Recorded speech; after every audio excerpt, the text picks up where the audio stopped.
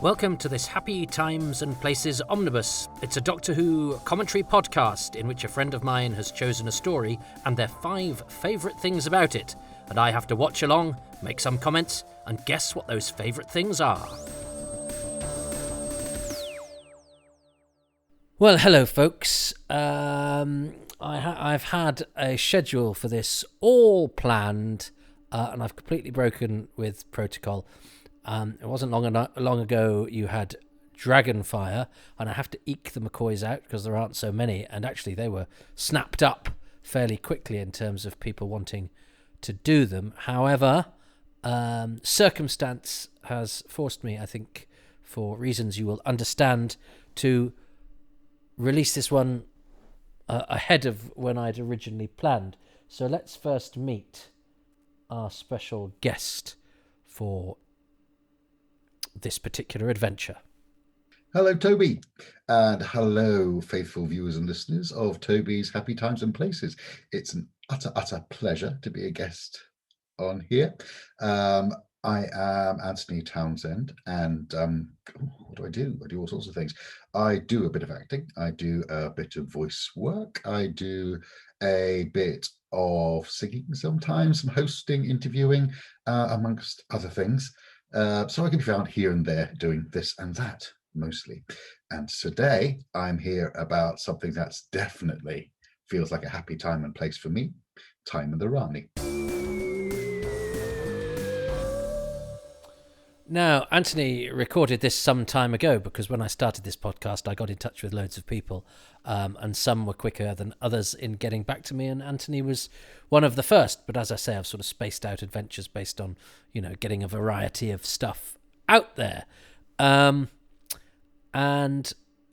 Since Antoni recorded that, Antoni has been in hospital and has had quite a serious diagnosis. And if you don't know Antoni, and I don't know Antoni that well, in fact I don't know a lot of people who I call friends of mine who do this podcast. I've never really been an active part of fandom except for when I started doing the shows and things like that, and I met all these people whose names I'd read. Antoni wrote for various magazines and stuff, so I was aware of Antoni, who I think bought me a gin and tonic after a show. That might have been my first experience of them, but I'm not sure.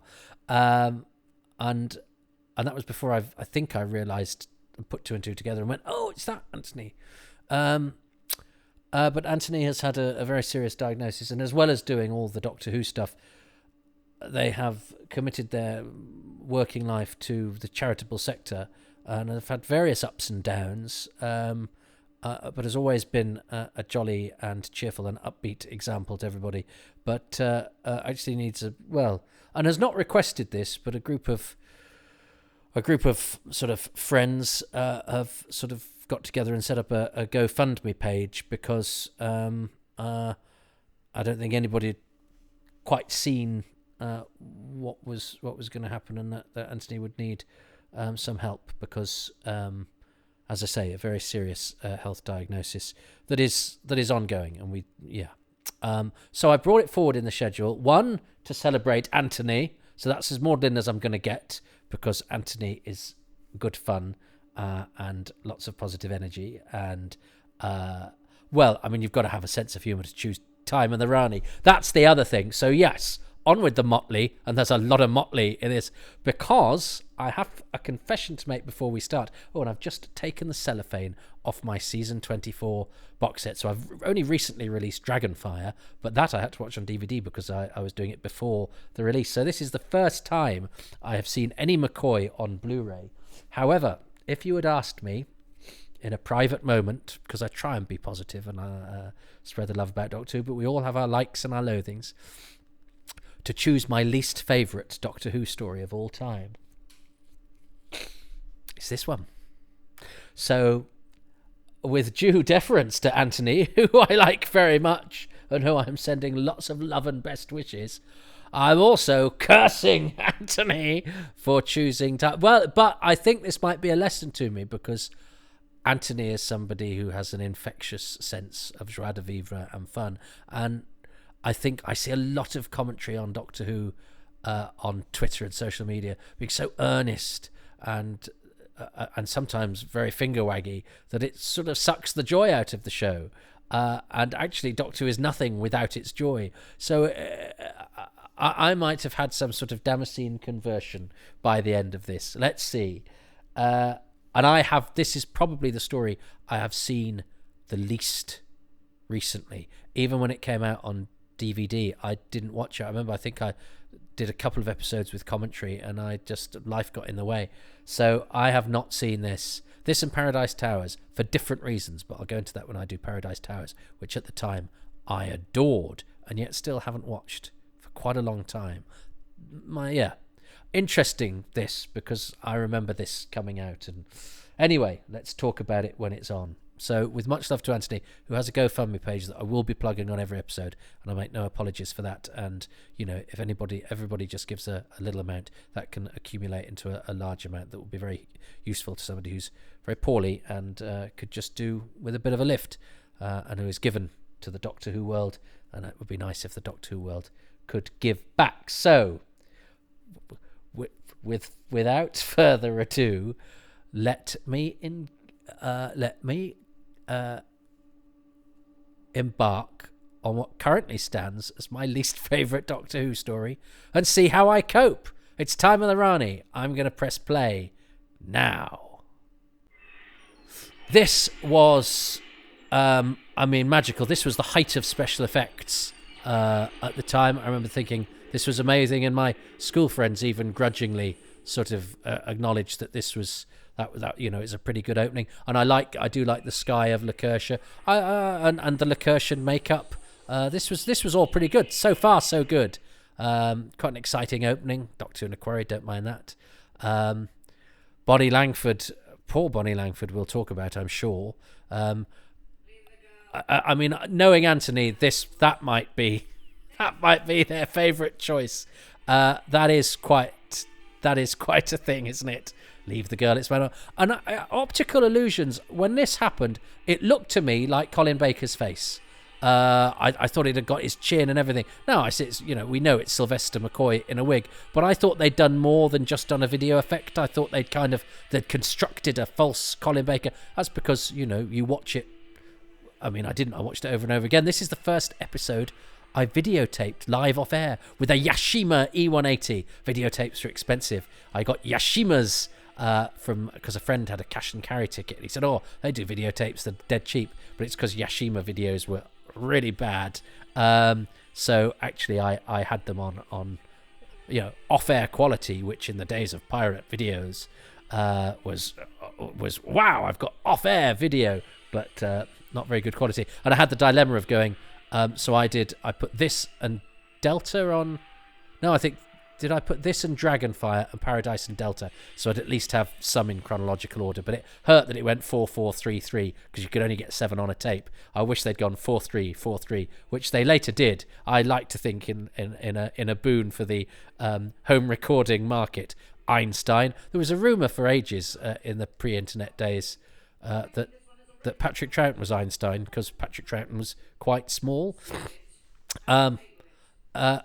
Actually, I say in the pre-internet age, you get stupid rumours like that. They still got the thing about Tony Robinson being the caveman in Adventure in Space and Time because he sounds a bit like him.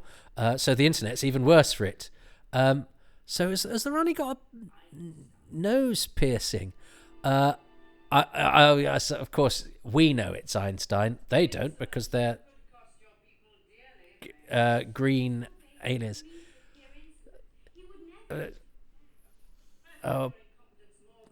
I thought San looked a bit like my brother's girlfriend at the time, who was very sort of elfin, pretty person. Yes. Am I saying I fancy San? Am I saying I fancy San and I quite fancied my brother's girlfriend? I don't know. Let's move on to different thoughts. Kate O'Mara gives it all she's got, doesn't she? But it's I had no idea at the time it was so of its time, but because I was quite impressed because Kate O'Mara had been in Dynasty and somebody doing something in America and being in Doctor Who, because now British actors cross over to the States all the time, but there tend to be the British actors in the States then moved to the States and worked in the States, like the mighty David Warner and Simon McCorkindale and people like that. I always quite like it when they do bit of the Doctor Who theme in the music. Kev McCulloch's music gets a lot of stick, but there's a moment in the score of this episode that I think is absolutely magnificent. And as I say, I might be clutching for straw. I mean, that Kate O'Mara, it looks like she's been made out of distillation of 80s juice. Now this is Sylvester McCoy's debut scene. Does he look good in Colin Baker's costume? I don't know. Points. Who am I? And who are you? I hate the way he does that. I'm so sorry. In fact, I hate that as well. This is why I've got to be positive, but as Doctor's debuts go, that I don't think is great. And I think it's because Doctor Who's now getting to the point where it's, 3 cameras on a studio set with a glammed up dominatrix actress in with big hair, and it's just so I think where, and I can understand why people like it when it gets a bit campy and vampy, and I'm all for that. I said no, but you see, but he looks so like Doctor Who, and I think he's great, and I think he's brilliant casting. I think that opening where he does the sort of comical look and double take and the terrible tumble that you can't edit with multi-camera, you wouldn't do it like that nowadays, is set my teeth on edge when I was a youngster, and I had to go into school, and just, oh God, and Patty Caldwell, I bet the open air is on this where she and I was worried about Doctor Who because the whole world seemed against it, and I wanted it to be gritty and violent. I wanted it to be like Resurrection of the Daleks and Earthshock, which actually were the stories that led to the cancellation of Doctor Who, of course, and actually have their own problems. I love this piece of music. In fact, I think this sequence is great because you've got Urek's feet. I think it's quite fun with the eyes. You don't see the Tetrap, and that's a cracking piece of music. Although that's the third time Sylvester McCoy has fallen over. He moves like an Iridian. The Iridians in The Chase, those guys who sort of crouch. When he's standing outside the TARDIS there, he looks like an Iridian. You heard it here first. The Lacertians. Lacertia is the twin planet of Iridius. I really like the long hair. They've tried to do something genuinely alien, I think, with the design of the Lacertians. And I know it's people with green makeup and stuff stuck on, and they've got a hat to cover their hair and all that sort of thing. But I think the Lacertian design is good. And I'm sorry in accentuating, but I had to give you my baseline of where I was and what it was I had against this story. And I think because the McCoy era, see, even the people who made it, Andrew Cartmel, I know that actually the camera lens on that is great. I like what that shot does with the quarry stuff behind. She called Sarn. It's named after the Planet of Fire. But I think it's important for me to establish why I say we're talking about what was my least favourite Doctor Who story. I think Nick Pegg knew Karen Clegg as Sarn. And this was state of the art. And these bubble traps are a great effect. And it's really nifty how it bounces off the rocks and they have the explosion because, oh dear, she doesn't bounce off. But the bubble traps are great. So there's lots in this that's good. And Mark Greenstreet, I worked with. Mark Greenstreet was going to be a star. He was in a thing called Brat Farrar, where he played twins, one of whom was good and one of whom was bad. And I think it had Frederick Treves in it too. And Prunella Scales, maybe? No. Hannah Gordon? I know they got credited above him, and I thought it was unfair of him because he was the star, but it's when you get senior performers got higher billing in those days, which I like.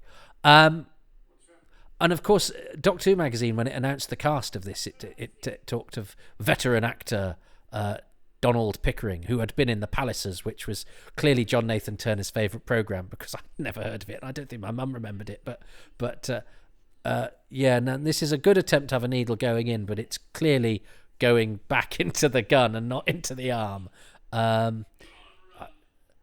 But yeah, Mark Greenstreet, and he was in he was a bit of a heartthrob, and he was in Trainer, which was going to be which was about horse racing. It was done by some of the team behind some good TV dramas like Howard's Way and popular TV dramas like Howard's Way, and good TV dramas like Secret Army and Cold Hits. Gerald Glaister was across all of those, and Trainer was a failure, and it seemed to sink dear old Mark. I worked with him on a production of The Taming of the Shrew a few years later, when he was still enough of a name to be, you know, to be a reason to be going there, and he had one of the lead parts. But then he went into directing. He directed a couple of films, but he was a handsome boy and he was a decent actor. I hope he's happy. I did talk to him about Doctor Who, but the one thing he told me I don't think reflects well on anybody, so I'm not going to repeat it. It's not scandalous. It's just, I think it's just of its time.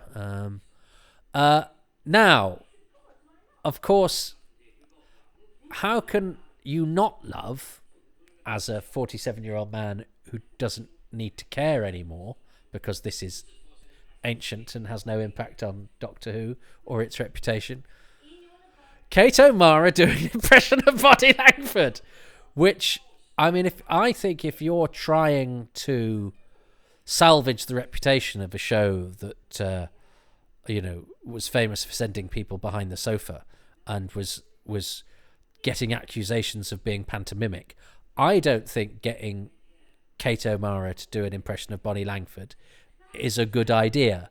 However, divorced of that context, I think it's adorable. I think Kate O'Mara, actually, yes, she is very 80s and she's got the boots and the big hair and she's giving a certain kind of performance, but she's one of those absolutely solid pros, as in professionals, who could turn her hand to whatever she's asked to do.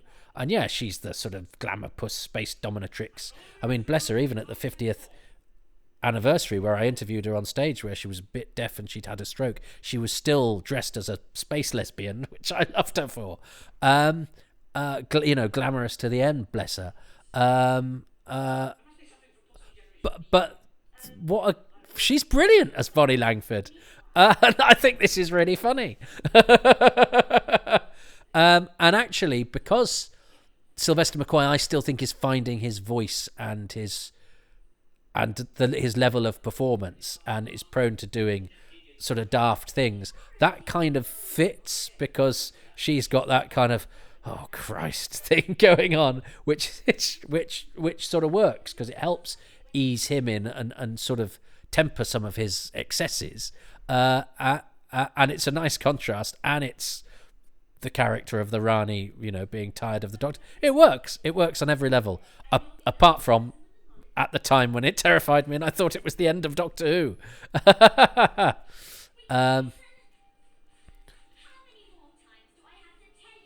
This is done in post production of the sound there, but that's because they're quite far away. But it makes for a good shot, doesn't it? Poor Bonnie Langford. I mean, her being in Doctor Who was another sign that, it's the end and this is terrible. And she got so much stick, and we only discovered later that she was actually quite unhappy and quite at sea doing this. And yet she's proved what a national treasure she is. Terrific actress in EastEnders. She's absolutely delightful person. And weren't we all wrong and mean? And it's only as I've sort of got older, and because now one's mean thoughts, people put them on the internet, and you see them directed at people rather unfairly. And unfortunately, now what happens is that if you think somebody's spelt the end of Doctor Who, you can tell them directly, and it's not very nice. I mean, I don't. I try and be. I try and be nice on the internet, but people do, and people don't realise a lot of the time that what they're doing. The person receiving it is a human being who's not living in an ivory tower and sitting on a wodge of cash and has an easy life. They're somebody that's prone to all sorts of insecurities and and feels the criticism very, very harshly. No, we didn't do that, but I certainly felt very cross at the idea of Bonnie Langford in Doctor Who, largely based on her reputation as Violet Elizabeth Bott in Wurzel Gummidge. And I remember a Sunday paper had the headline "Virgin Bonnie vows never to strip," and she was rather paraded about the press as this sort of oddball goody two-shoes who, she can sing and she can dance, so we hate her, because this idea that you work hard and you hone skills that actually a lot of people don't have is somehow un-British, and that you should just turn up and phone it in, whereas actually, as time has gone on, the actors that prosper these days are, you have to work very hard, keep yourself fit. The more skills that you have, the better. And the idea that it was just all a bit of a lark, a natural talent shone through, meant that anybody who so obviously, took it very seriously and put in a lot of hard work was somehow deemed worthy of cocking a snook to. What a bizarre attitude we have. And I think, yes, her performance is, again, slightly of the time and slightly theatrical compared to what you get on television now.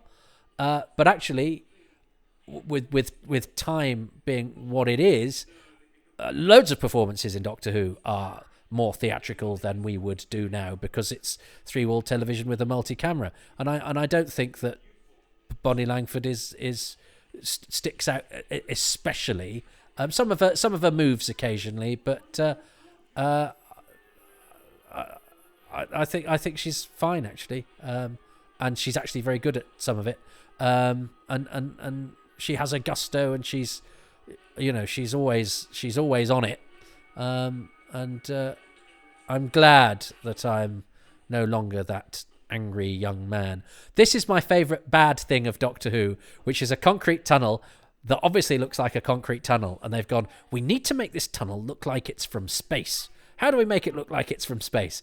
Put some, the bit where the two concrete bits stick together and there's a bit of slight gap, a slight groove? Stick some tinsel in the groove and then it will come a space tunnel. Okay. Well done for swinging your feet, Kate O'Mara. So it's a peculiar mixture, but I have to say, part of it, because I haven't seen this for ages, I could easily lose myself in this and just watch it for fun. And that's surely what Doctor Who is. But then it comes to the thing of going, because I always mistrusted people who watch Doctor Who for fun. Isn't that awful? But I think the people that would watch it because they enjoyed the bad bits, I always thought, no, you've got to treat it with reverence because it's Doctor Who, it's important.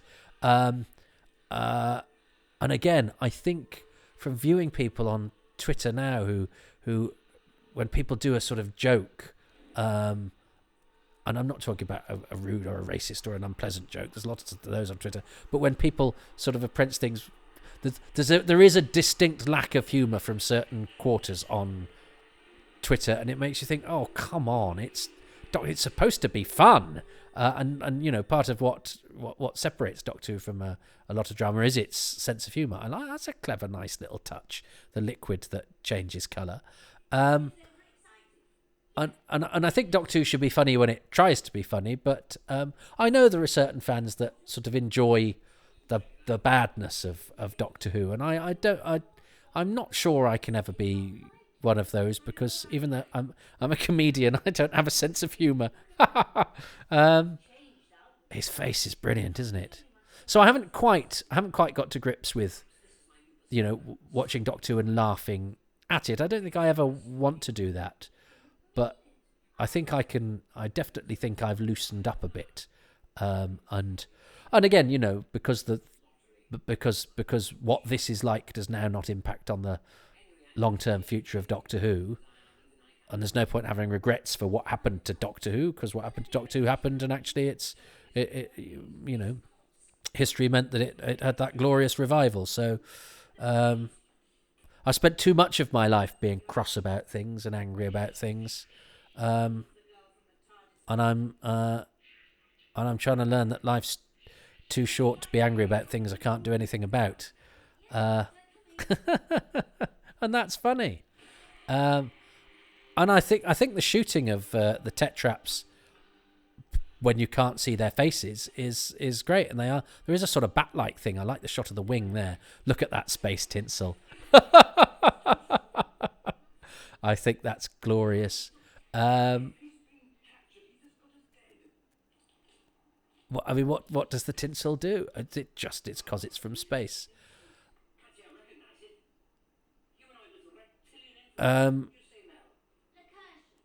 Look. Oh, and I haven't talked yet about, because looking at poor old San's little skeleton there. I like the way the Lacertians run with their arms backwards. It's just a way of going. It's not quite. I haven't quite drafted in Rosalind to Winter to do some insect movement, but it's a way of going. Well, these have a slightly different physicality to us. The less I like me, yeah, and he's.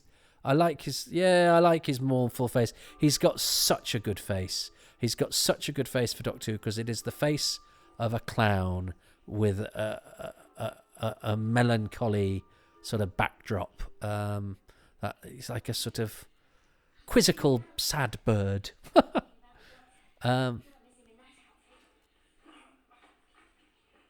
He's giving it all, isn't he, old Mark Gridley? Now, I'm going to look out for something here, because somebody put something online.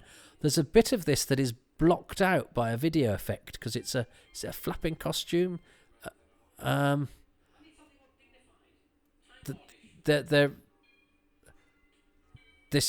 really going for the humour of this, and I remember being quite cross about this and thinking, well, this this is just too silly, and they wouldn't have done it like this in the older days. And then I got Robot on video. There's actually a black square in that, on that pile of clothes that's I think masking something that's flapping in a distracting way that I hadn't seen. Oh yeah, because you can see it's not there now, and there's a sort of a checked thing hanging down. The various little sound effects, the broken glass and the school bell and all of that sort of thing, they are sort of going, we don't quite trust this scene to be funny, so we will augment it with funny noises, which I always think is the worst thing to do. I'm never a great fan of binkety bonkety, aren't we funny music, especially when you've got, funny performers. But I have to say...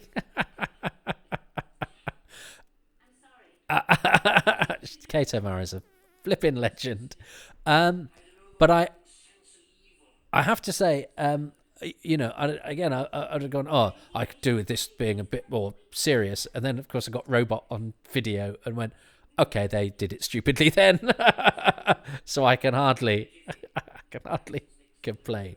But again, it was in the old days it was better. Cretin. I love the way she does that. It's a good location too. I know it's the sort of Doctor Who quarry, but I like the way it's shot. It's a funny sort of composite, is it? Yeah, interesting. Haven't really talked about poor old Colin Baker's regeneration. He was treated very shoddily, and I liked Colin Baker, so I think, again, part of my antipathy towards this was that this was what had been done as a result of the unfair sacking of a doctor that I liked, and who before this I'd met and interviewed and liked, so felt loyalty towards. So I was going to be cross with this. Why does the doctor go, but why is the Rani dressed as you, Mel? It's a funny old costume as well, isn't it? She's done well to keep her trousers white, though. And that's great. I love the explosion, too. And this is a splendid sequence. And the bubble traps are a brilliant idea. And I think they hold up pretty well. And yeah, the bouncing off the rocks is a brilliant idea. Yeah. Oh no, what's going to happen? Brilliant. That's great. So, is this going to be how I learned to stop worrying and love Time and the Rani? I mean, yes, it is quite theatrical. Jeff Powell was a hugely respected designer, and apparently a genius who would just sort of scribble stuff on a fag packet and make magic out of nothing. But it does look a bit that, the Rani's place does look a bit, overlit BBC studio with a sort of. Joanna Newbury, assistant floor manager, is related to Gary Newbury. Barry Newbury, the designer. Ian Dow, I interviewed. Oh, bless him. He's no longer with us. Alec Wheel, gone. See, I think of these as modern Doctor Who people, but loads of them are dead. God, Ken True, yeah, he's gone. Oh, dear. Oliver Elms. Now, a friend of mine at school knew a guy called Donovan Elms, who was Oliver Elms' son. But I never managed to meet either of them. And I also don't like that logo. But hang on. This is supposed to be the stuff I like. But again, I think I'm just giving context to what my reaction to this was. And I do think that logo is an absolute aberration. It looks like something's trying to be zany and modern. And it really, let's not, I can't even describe how awful I think it is. It's this Doctor Who is a traveller of mystery and who's travels through the ages. I'm supposed to be being positive, so the logo is not going to be my favourite thing.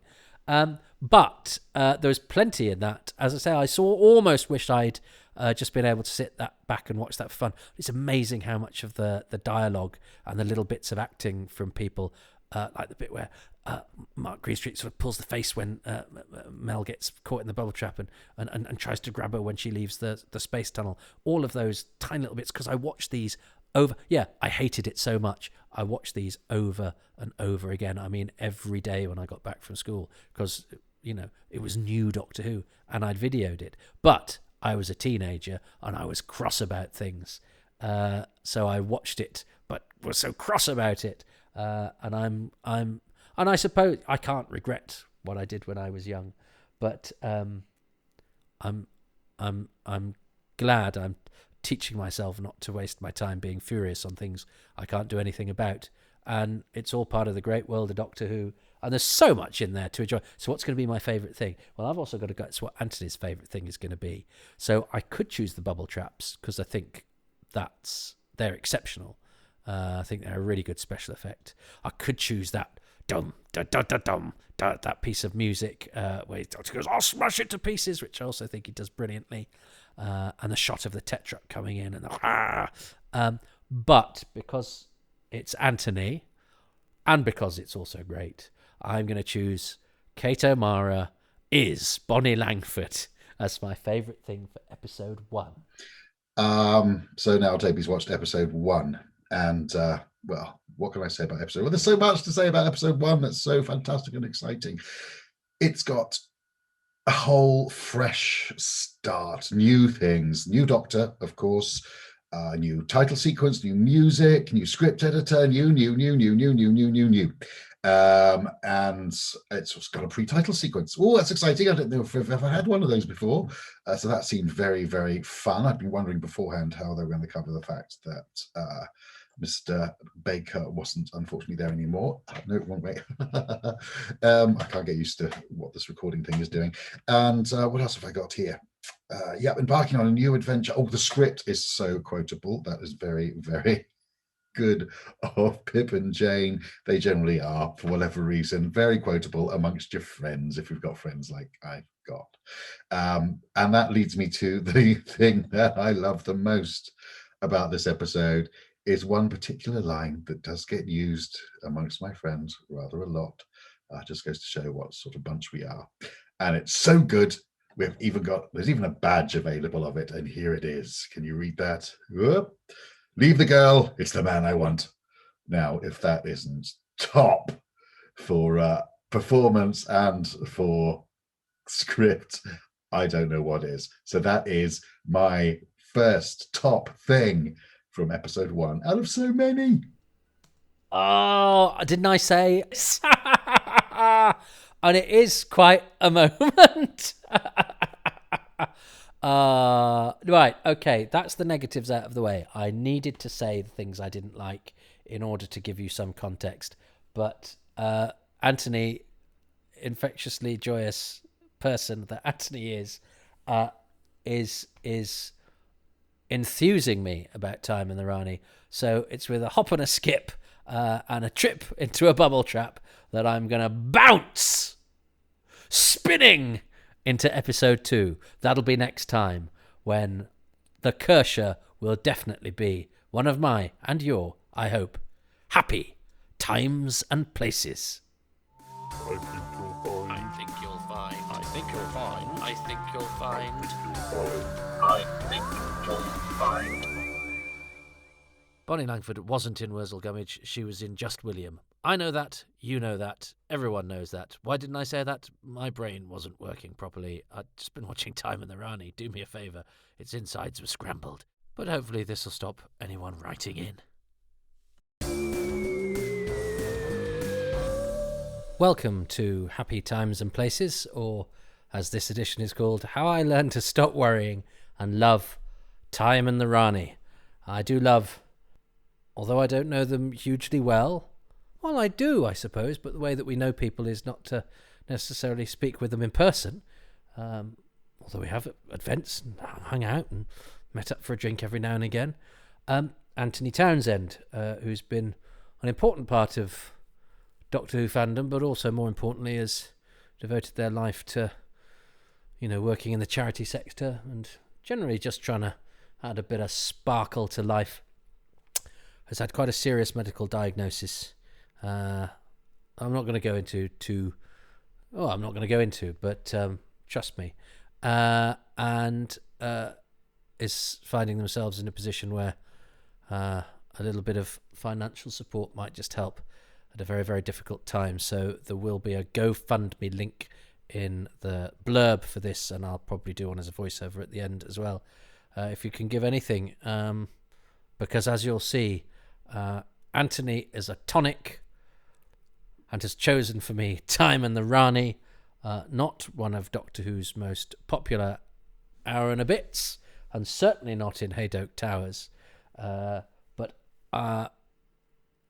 having watched episode 1 and liked lots of it, but also highlighted why I was very grumpy about it and always have been, I'm now going to go into episode 2 with fresh eyes and a spring in my step, and perhaps a little pirouette as well.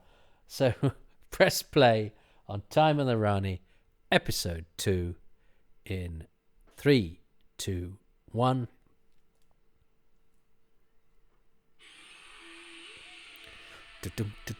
Now, I didn't really mention the opening titles last episode. I mean, this was, apart from the rocks, which I remember my friend Anton at school going, they look like bits of plastic, and they do look a bit like bits of plastic, but the rest of it looked $1 million at the time, and I still think looks pretty good.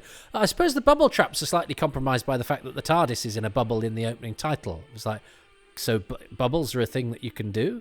Now, and I seem to recall on episode 4, didn't they? They used the shot of the face, which isn't quite as distinct as that. I don't think I like the wink either. And I have to say, I'm very Galloping Galaxies, the logo there. I do think it's Doctor Who's worst logo by a country mile. But that is where the criticism will stop. Handsome Mark Greenstreet, who's attacking his part as grumpy good guy with a lot of verve. And how's Mel going to get out of this? Because we've only seen these blow up. It's going to land on some water.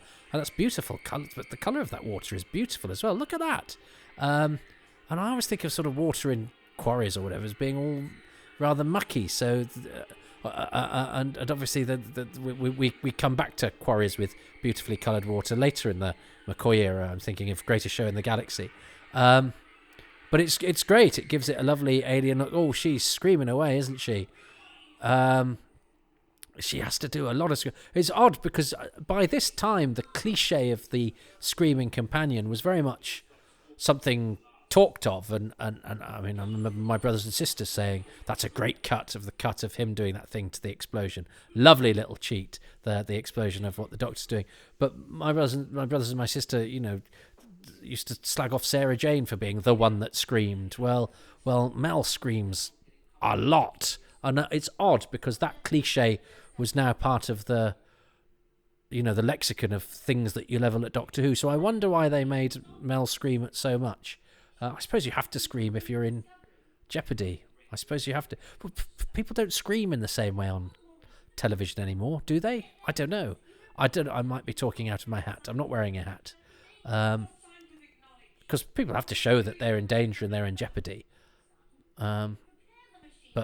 But do people scream? I don't know. I don't know if you'd be allowed to as much these days. But it's hard. It's hard to show, peril, jeopardy, especially when you're acting to nothing. But she was screaming quite a lot.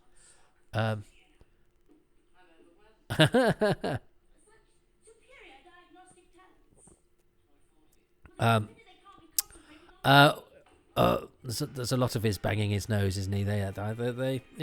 They're attracted to the screaming and the slapstick seem to be odd choices for a program that's reputation is a little bit in the doldrums for being a bit theatrical. Like this, throws that, boom. But all that stuff's great. So there's quite a lot of contrasts of stuff going on. I've got a feeling. I think they might have shown... That's a great shot. I think they might have shown the Tetrap's face in a trailer, which means that its final reveal is a bit of a waste of time because it's already been spoiled. But I think he's very wise, Andrew Morgan, who's a very good director and a very experienced director at this point. And they tried to get him to do Time Flight. I know that. So they've been after him for Doctor Who for some time. He's a nice guy, Andrew, as well. And yes, Donald Pickering, veteran actor Donald Pickering, Doctor Who magazine had said, I mentioned this in episode 1, but didn't complete what I was going to say, which was I had just started collecting, bootleg Doctor Who episodes, and I'd got the Faceless Ones, episode 1, and I'd loved Captain Blade, and I didn't know the actor, and it was Donald Pickering. But I don't think I'd put 2 and 2 together quite when I read about it first. But then eventually I did, because I remember it going back to Doctor Who magazine and I think thinking odd that it had described Donald Pickering as veteran actor Donald Pickering and had not said who played Captain Blade in the Faceless Ones. And actually also he's Ison in... The Keys of Marinus, so he'd done 2 Doctor Who's, but Doctor Who magazine didn't mention that. I remember at the time going, well, they don't know what they're talking about, being a jumped up little pipsqueak that I was. Was I? I don't know. I think I just wanted to... Yeah, I don't know. I don't know what I wanted. I still don't know what I want. I like his mane. But anyway, Donald Pickering was in the Faceless Ones as...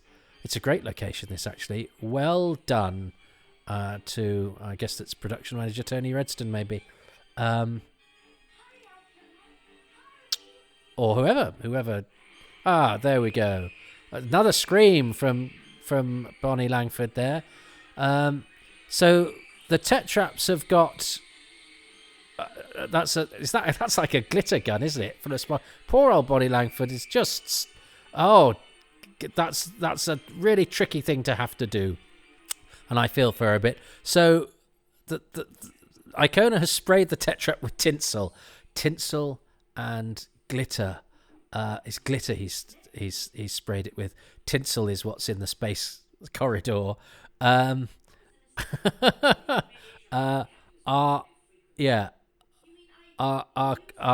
curious ways of, well, they're ways of suggesting space and futuristics. Yeah. But the tetraps are interesting, aren't they? Because they're obviously sort of bat-like. They've got that nice idea of the sort of four eyes, so they can see at 360 degrees, which they then try and suggest with the sort of clever, the mix of the camera and then the melding and the picture, forming on whatever they're concentrating on. I like that. That's an attempt to do something different. I don't think the masks are hugely successful. They're sort of like bat dogs, aren't they? But it's an attempt at a scary monster. And they've got those horrible tongue things. You don't often see the monster's tongue unless it's one which has you could see the human mouth underneath. So it's all a good way of getting monsters on. You didn't see many monsters on telly in 1987. That's a great shot. That's a great model effect because obviously that's built into the that's a trick shot because that's not actually there. I love a model. Prefer a bit of a model to a bit of CGI sometimes, But yeah, I think the Lacurtians are a good design because you get the total performance. And I don't know if that stuff on their head is supposed to be a hat or it's their skull, in which case is the headband part of their skull. But I don't mind that. You have that same thing with the Ice Warriors where, what's the mask, what's the helmet, you did until they decided to just, anyway, latterly. But I quite like the idea that you're not quite sure, because it doesn't matter so long as it all sort of fits together as a whole. And how do we feel about the question mark jumper? Because his costume is actually great. I love his jacket, and I love the fact that his jacket is clearly full of gubbins. I mean, I think we know now that it's got Sylvester McCoy's sides, isn't it? Which is the small pages of script that you've got for that day. But I think his costume is brilliant. But I'd lose the jumper. And it's funny because some people don't like the question marks on Davison and Baker's collars, but I liked those as a kid. I thought, it's a nice little touch. But it's almost like somebody went, we quite like that idea, so now let's go bananas with it. And it's been said probably better than I'm going to say it now, but there's nothing like emphasizing how enigmatic you are to do the complete opposite of being that's a contradiction in terms, and forced eccentricity is self-conscious eccentricity is not eccentricity, it's being annoying, as any grown man who says methinks my liege in a normal conversation in a pub set these days. You're not eccentric. You're well. I'm not going to cast aspersions, but yes. Wanda Ventham, Cumberbatch Mater, who was in The Faceless Ones with Donald Pickering, and in fact was great friends with Donald Pickering. And in fact, I think Donald Pickering is the godfather of Benedict Cumberbatch, who is Wanda Ventham's son. And I was at university with Benedict Cumberbatch. He was a little below me, but we hung around in the same circles. Well, what happened was I was mates with some people a couple of years below me, and we all did plays together. And then, but when I finished, Benedict Cumberbatch came up under them, and when I finished the sort of parts in the plays that I used to play, he played. So he was my sort of replacement. I've never got to be sub for Cumberbatch, so the roles were never reversed. I just wasn't. I've never even been on the same team, but he was a fine actor. He was an excellent actor even then. And he actually befriended me on Facebook when he was on it, which I thought was very nice because we didn't know each other particularly well. We sort of knew who each other were. Real tears from Wanda Ventham. See, he's of good stock. You don't see real tears in classic Who very often, and there's a real there's a real dignity in the proper acting that Wanda Ventham does there. And yeah, Wanda Ventham and Donald Pickering were mates. So it's quite nice that they're in The Faceless Ones and in this. Wanda Ventham is on the Image of the Fendal DVD, which was one I know they struggled to get people for the commentary of the documentary, and yet she's not on the DVD for this. I wonder, I haven't watched the special features. I don't know if they managed to get her for, did they do any extra documentaries for this?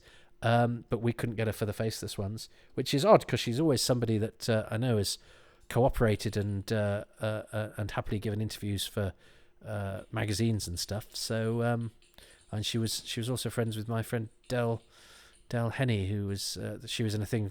Well, there was a time when she was in a thing with him called Fallen Hero, but there was a time when Wanda Ventham was, the TV leading lady, the Lotus Eaters. She's an absolutely beautiful woman with stunning eyes, and she's a good actress. And she was in so much. She was the Gold Robber. She was in all sorts of stuff, and deservedly so.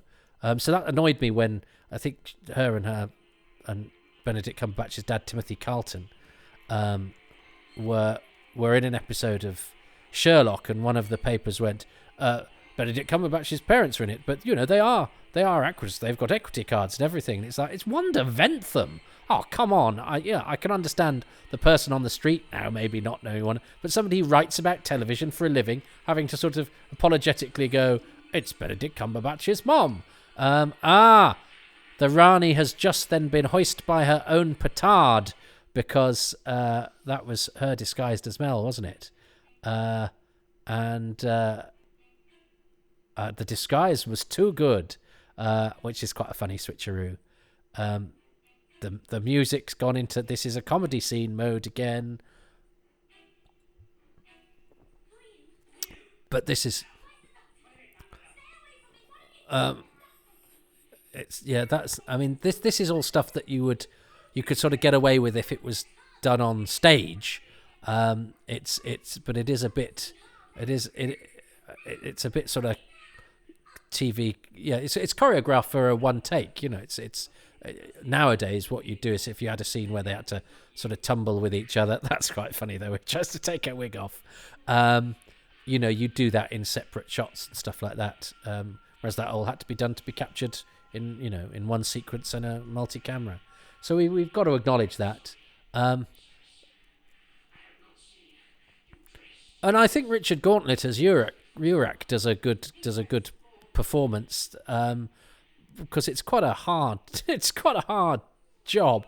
And due to an interview with him, we discovered who one of the other people up for the Doctor was, because he was in a play with Hugh Futcher, who is another sort of diminutive, eccentric performer. Hugh, he's in episode 1 of The Sea Devils, and they saw him for the role of the 7th Doctor. So they were clearly going for the sort of Troughton-esque vibe, and I think on this they've got Dermot Crowley's audition, which is quite Troughton-esque as well, which I think was a good move after the big sort of overbearing Colin Baker, to try and recapture some of the sort of pixie-like qualities that the Doctor can have. We haven't had a pixie-like Doctor in this era, really. I mean, Matt Smith is quite Troughton-esque and quite McCoy-esque, actually. That brilliant look at his eyes, that brilliant sort of melancholy. Anyway, nice to know who they were looking at as alternatives. Oh yeah, and we like the double pulse. Yeah. And I think he's quite sweet here, isn't he? Which is very helpful. Although Mel, that's very sweet. Now, interesting that she goes, I know about regeneration, of course, because we just need to get over this and get into the story. Whereas, of course, every time the series is relaunched now, I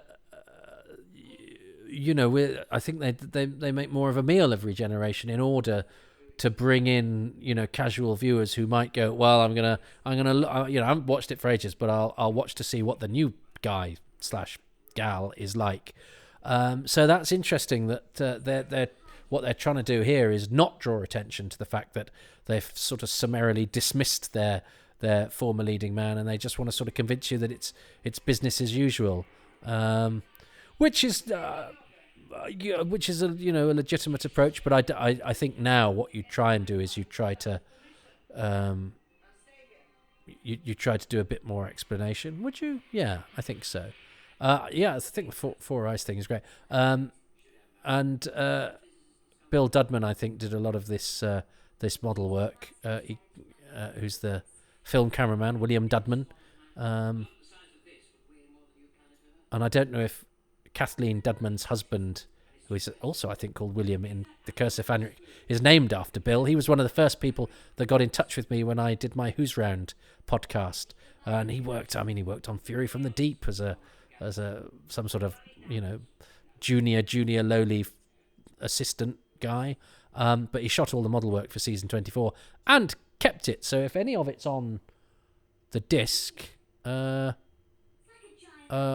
think some of that must have come from Bill, because I passed it on. I don't know if they might have already had it, so I'm not taking full credit for that. But Bill certainly gave me all the stuff that he shot on a DVD that he'd kept.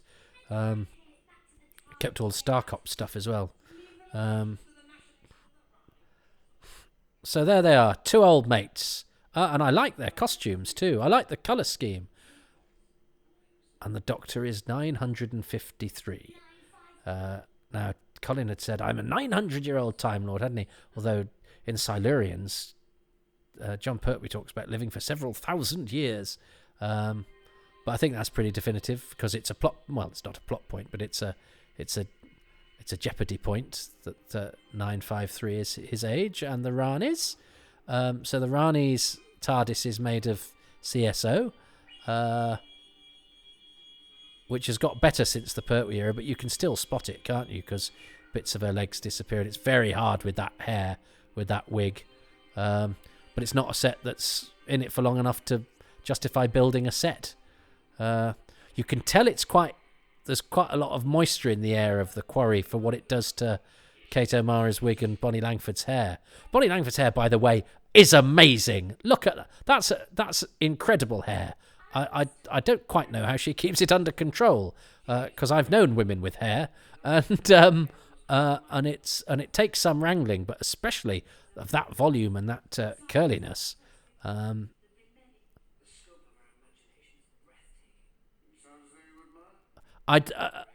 like Donald Pickering, but I do think he's better served as a villain. But he does a perfectly good job as Bayes here, but he has that sort of that Britishness that he has, that sort of quite clipped delivery that he has. I think makes him particularly good. I think he's brilliant as Captain Blade and he's very good as Ison in Keys Mariners. But Captain Blade in the Faceless Ones is a superb study in cold villainy. I love we've just seen the Rani go into a base which, to add to the glitter gun and the space tinsel, has painted blue rocks outside, because we've got some rocks. How do we make them space rocks? Spray them blue.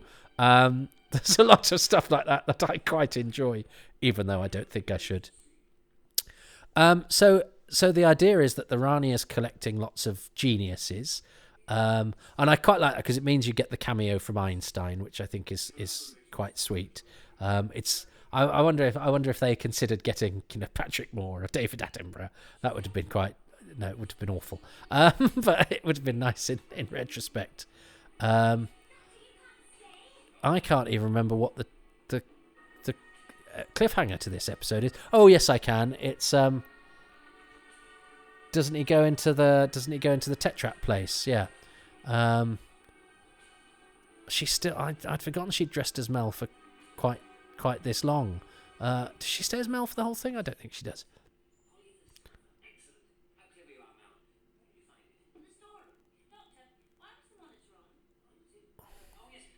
And it's quite revolutionary, the idea of going, well, let's have a baddie Time Lord, and the twist is it's a woman, because women aren't allowed to do much. But actually, this has got quite a high female quotient in the cast. He was handsome, wasn't he, Donald Pickering? I know I had his autograph once on a theatre thing, and I think my mother cleared it away. I had some theatre programmes with stuff that had been left behind for me by a friend at the Grand Theatre Wolverhampton. I had him. I had Dursley McClendon. I had a couple of the guys. I had Carl Forgione from Ghostlight, and they were all in a drawer in a desk, and I think my mother cleared them out because I don't have those anymore, which is very sad for me. But I haven't lost too many things over the years, because I like to think I get paranoid about losing things. That's great, and the lighting there is very nice. The lighting suddenly got much better. In fact, the lighting should be at this kind of level all the time. It would be better. She's game there, Kate. She pulls that off, although it is quite stodgy. And this is the cliffhanger, because and this has been nicely set up because we've seen that sort of whatever it is, and it looks a bit like sort of gooey blood coming to feed the tetrap. So this has been nicely signalled.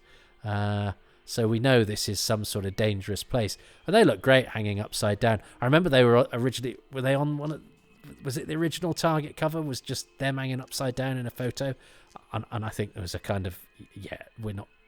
That's come on. This has got a new Doctor and the Rani in it, and you've just grabbed a photo of the monsters. Did they ever use that? I think it may have just been an original try that was then rightly vetoed. But they're great. That idea of having, and they look good. They look like bats, and I think monsters that are based on things we sort of understand the biology of. It gives us a little bit of an in, and it makes them sort of convincing. Yeah. And that's quite nicely shot. Yeah, I'll take that. There we go. Am I enjoying Time and the Rani enough? Which, remember, I mean, and it's difficult as well because most of the stories I'm watching for this I've watched relatively recently because I watch Doctor Who all the time. So it's really odd watching one I haven't seen for at least a decade. Tony Redston, the production manager, died recently, and Fagetta I interviewed for I think her first credit was on, well, not credit, but her first time on Doctor Who was the Macra Terror. She did a lot. I liked her. She was a very nice woman, and yeah, I enjoyed her. She's on a Who's Round if you want to check it out on my Big Finish Who's Round podcast.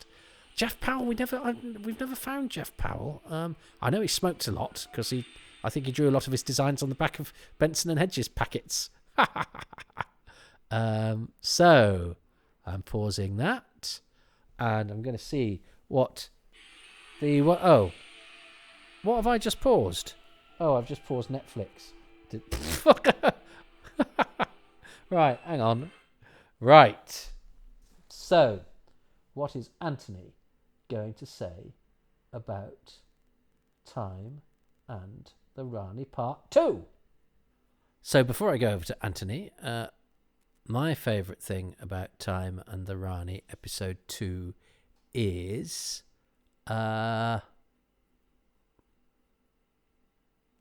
well, I did Bonnie Langford as Kate O'Mara as Bonnie Langford for Part 1. So I'm going to go for what I nearly went with for Part 1 that still feature in Part 2, and that is the bubble traps, which I think are a terrific special effect and stand up well today. And they were good at the time. Okay, so Mr. Haydock has just been enjoying himself immensely through Part 2 of Time and the Rani. What can we say about it? Well, again, there's lots to say, but One of the things I mentioned is these guys here, the Tetraps. I think they're a fantastic monster. They are different. They're bat-like. Okay, they look like dumpy blokes, but there you go. But the eyes, the four eyes, is just a fun thing as well. Seeing how they use the camera work to show that. So the reveal is in this episode, and they're rather fab.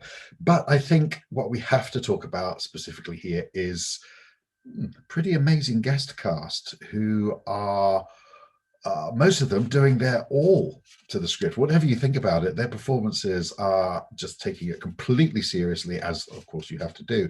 But we have Donald Pickering, who has of course been in Who Before, The Faceless Ones. We have Kate O'Mara being wonderful on only a second return, and she's so great that she has become part of Doctor Who lore just from 2 stories. Everyone's always going about where's the Rani coming back, but you can't really imagine the role without Kate O'Mara. But the person I want to mention here, and the highlight of this episode, is somebody who I have always had a thing for. I don't know why. I just think she's utterly amazing and wonderful. And in fact, when I finally got to meet her a couple of years ago, after I came away, I had a little cry. I was just so happy, and she was wonderful. And so highlight of part 2 is the amazing, the incredible, the utterly beautiful Wanda Ventham. Yeah, now I could have gone for Wanda Ventham, and especially her tears, because as I say, real tears are very rare in classic Doctor Who.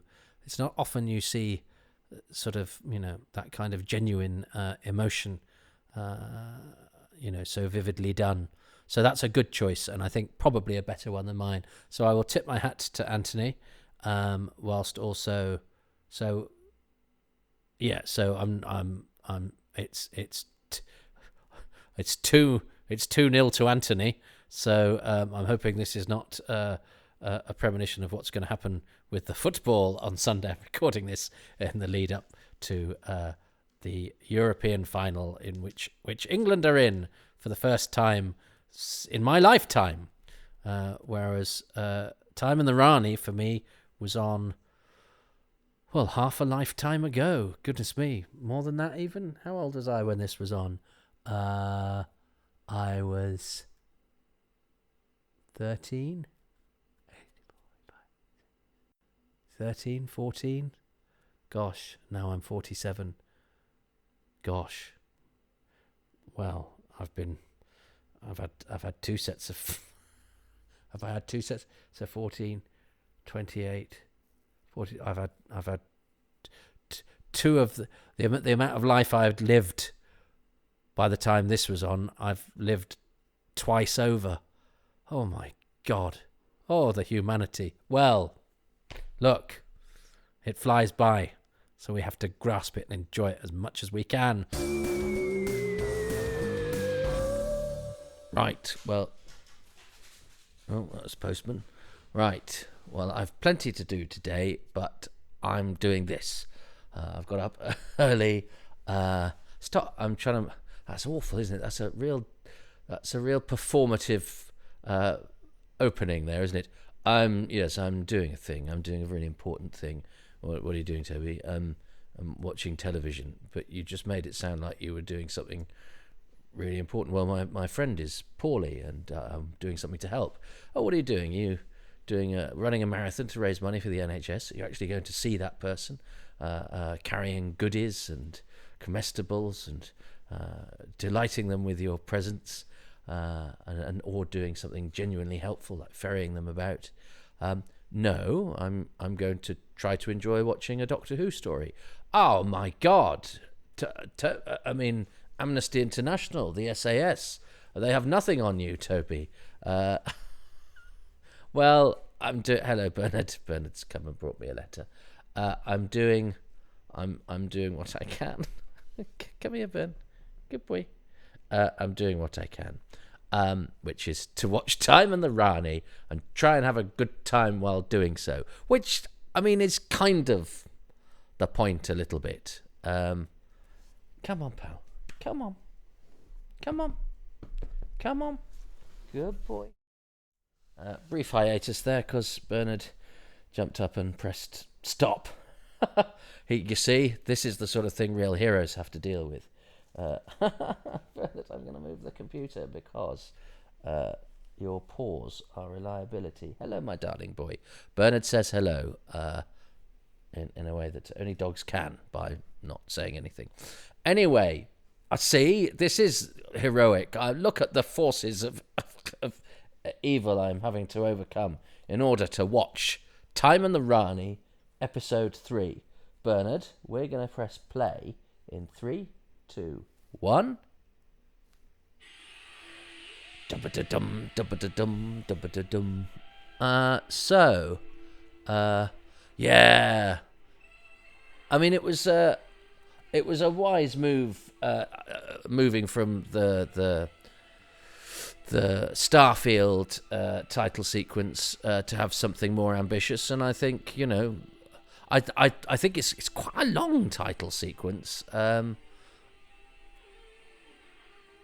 I mean, nowadays some shows are. I feel I'm sad that shows don't have title sequences, and I know Doctor Who's done it a couple of times recently. I actually thought that was quite intriguing when on Jodie Whittaker's first episode there wasn't a title sequence because it held something back for the following week.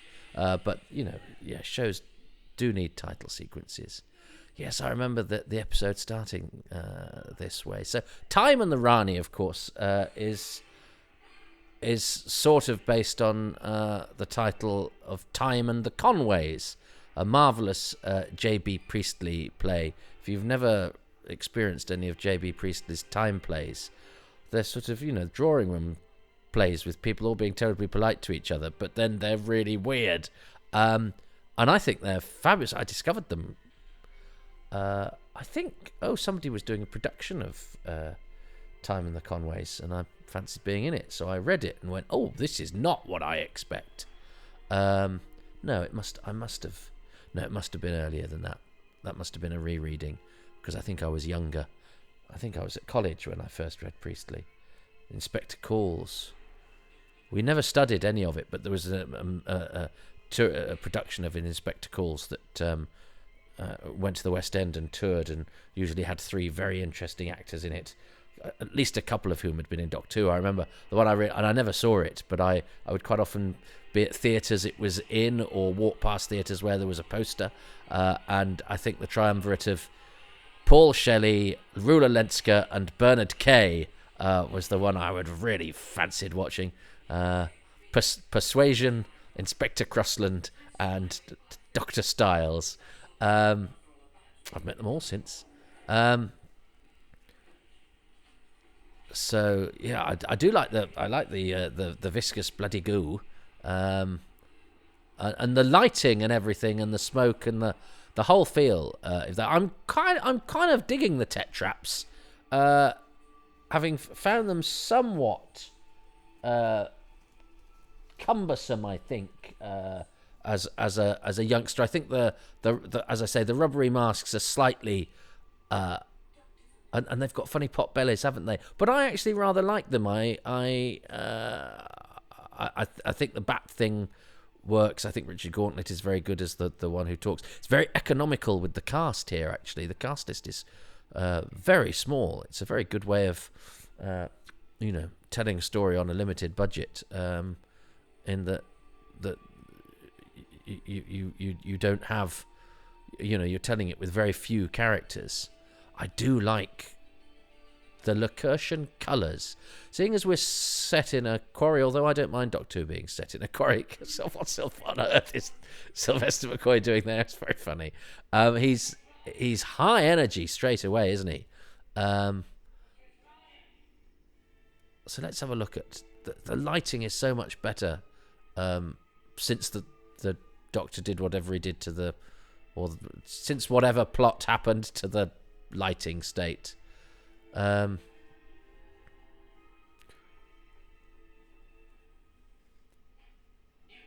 Yeah. No, I actually think the Tetraps are...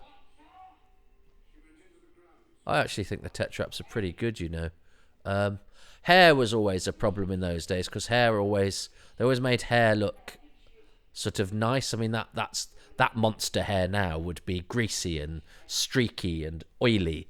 to make it seem slightly more organic. They weren't for.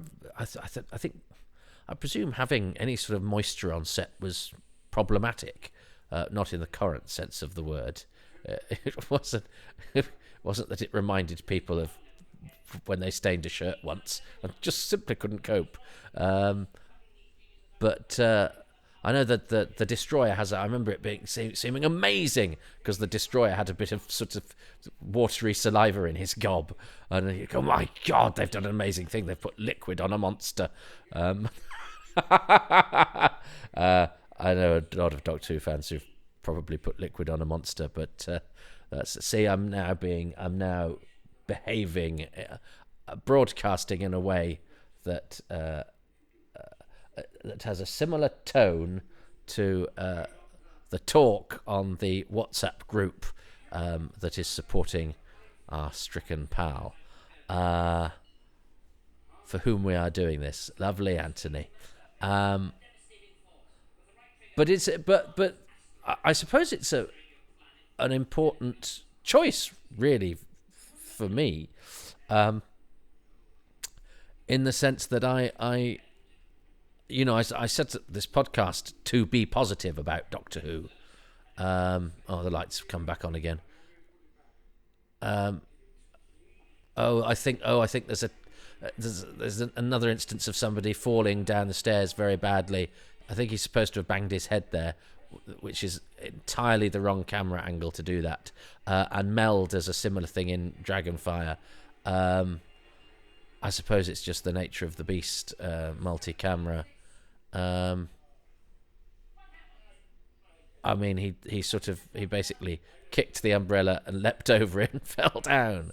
But he's a senior gentleman dressed in green, who's not a stuntman, who had to do something and it's those sorts of things that I think you simply wouldn't. You'd do it again. You'd do something in post, but they couldn't. This is the speed at which they're doing things. But I don't mind it. There's something about the way Bonnie Langford runs that is. I mean, she even runs with a sort of choreographed energy. It's not a criticism, but it is a sort of unique thing to Bonnie Langford. You imagine she even sort of takes a drink in a way that has no wasted movement. Do you know what I mean? That's what it is. There's no wasted movement. Oh, that's brilliant, the way that she's picked up, and she's absolutely prone because she can dance, can't she? So none of her movement is sloppy at all. But that means, and because of the sort of buoyancy of her performance, that means everything's sort of. Nothing's wasted. Yeah, no movement. Nothing is sloppy. But of course, that does make it look slightly theatrical. But I suppose now you just go, well, Melly is somebody who does yoga. That's why her movements are so precise. She's not a song and dance woman who's been transplanted into a science fiction show. But it's amazing. I without the baggage, I think it really benefits from Bonnie Langford's energy. And maybe I've brought my own baggage to it now because I've met her and liked her, and because I don't like people being mean to or about performers who are very skilled. So I've probably got more positive baggage now. But that's the point of what this is to. Like they say, when you're old enough to play Romeo and Juliet, you're too old, and when you're young enough, you haven't got the experience to portray the necessary emotions. I always think when you're a young Doctor Who fan, you spend, because it's always has the shadow of either mockery of other people or cessation due to beastly executives or angry newspapers who want to undermine it, because Doctor Who's always attracted the press. The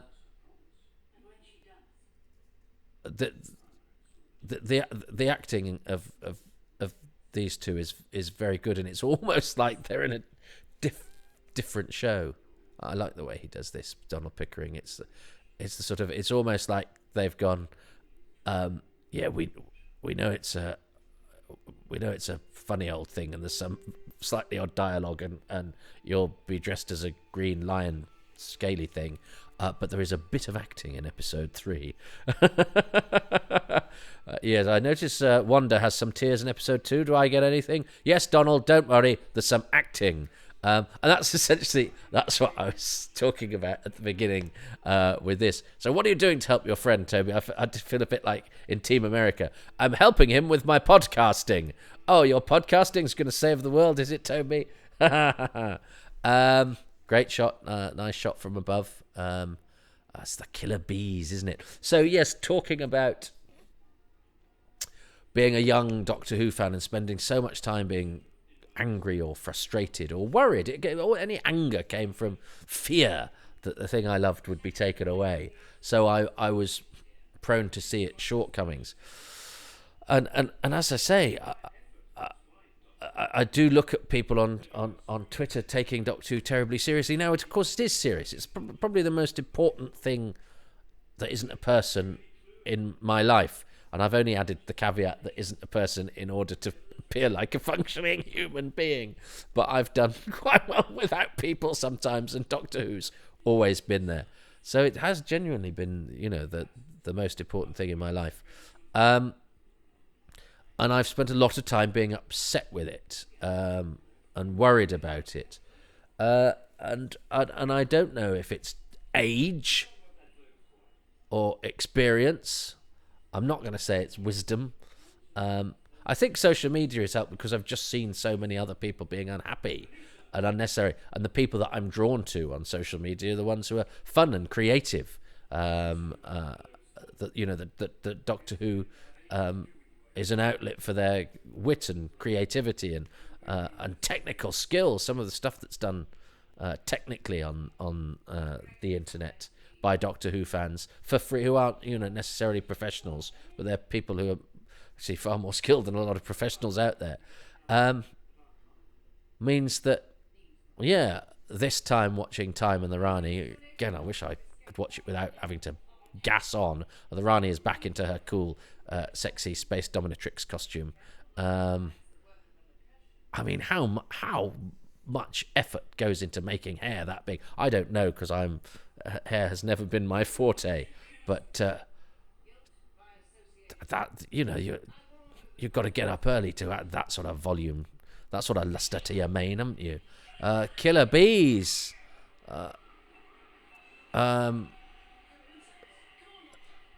Killer insects, that's it, not killer bees. Killer insects, emphasised in post-production ADR, because he didn't actually say that at the time.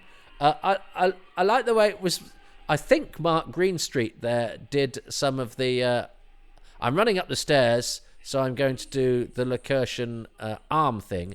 And I thought I liked that, whatever that was, the thing he did with his hands to try and get his mate to Lanisha, John Siegel, to respond to him or whatever. Again, just anything to give sort of alien thought. But yes, alien physicality. But yes, Mark Greenstreet was doing the thing with his arms as he ran up the stairs, and everyone else was just running about because they didn't have a Lacurtian choreographer to... I think everyone doing it might have looked a bit odd as well. But odd is good, actually. We can do odd. How do you decide how far you go with making things look alien? Because they can look daft, but as we've seen, choreography can really help. Like the choreography of the scarecrows in Human Nature, Family of Blood is a great thing of going, we're actually going to think about the movement of this. And we've seen many a sort of slow, shambling monster. But if you do too much, it can also... Not because aliens wouldn't look weird and wouldn't look, perhaps even look silly to us, but because death can look quite silly. Fights can look quite silly and awkward. But if you put a fight as silly and awkward as it might look in real life, it wouldn't look good on television. This is I actually like this because she's suggesting with her body that something's a bit off, and that sort of dehumanization of Mel and the bit where she walked through him, I'd actually forgotten about that bit, and I think that was really effective. And talking of body language, I do like the way that Urak moves as well. He's got a sort of feral scurrying gait that he does. And I think the upside down thing is great. I remember because Kate O'Mara hangs upside down in the last episode, doesn't she? And I think that messed with her eyes. I think her blood vessels burst in her eyes or something because she was left hanging around too long. But actually hanging upside down is not massively comfortable. Could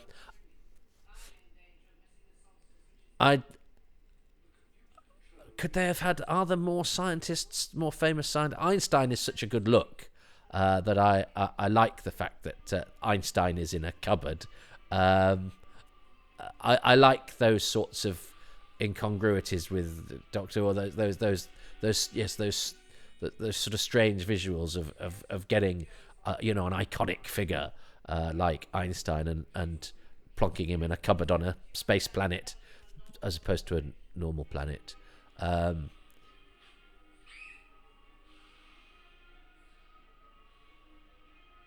So Bear's head is all right now, but his dignity might never recover. Yes, Donald Pickering. I don't think I said last episode. I once interviewed a veteran director, and he'd got a poster on his wall, and he said he was a mixer, which I never quite got to the bottom of. I think it meant that he was somebody that would, like a sort of Iago, pouring poison into the ear of the other actors. But yes, it wasn't. It wasn't a flattering report, shall we say. But of course, that's one person's experience. I know Wanda Ventham is lovely, and he was her best friend. So, you must always make your own mind up when you meet people. I sadly never had the pleasure with Donald Pickering. I think I did write to him, and I never heard back. Did I?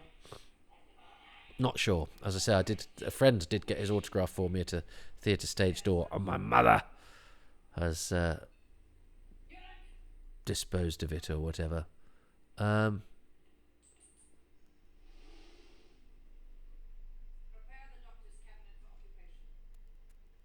Kate O'Mara was actually only in, as Antoni said, it was only in 8 episodes, but she made a real mark and would. I suppose the master is only Roger Delgado until you recast it and do something with it, and then other people make it their own.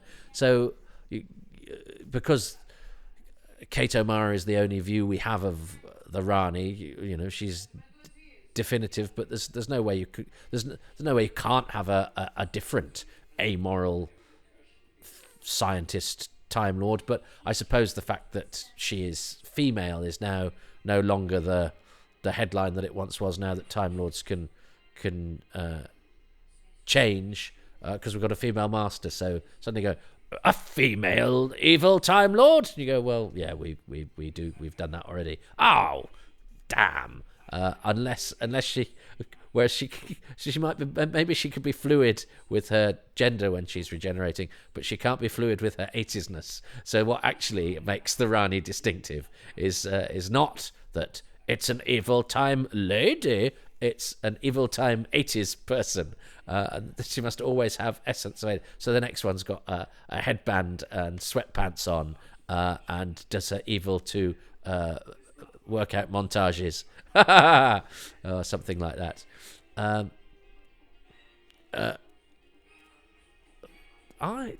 McCulloch does get some stick, and I think he I like the way that he's holding his gun out like that. I'm gonna do something with my gun.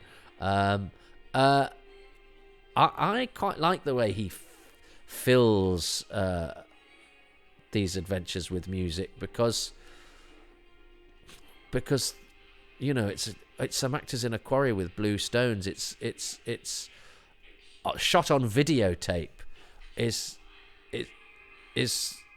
quite hard to sell it as a sort of science fiction epic because of the equipment being used. So I think the music is perhaps more vital than it might be in other programs, which is why it's slightly more wall to wall. Oh yes, good stunned acting there, Sylvester McCoy, Percy James, Patrick Kent-Smith.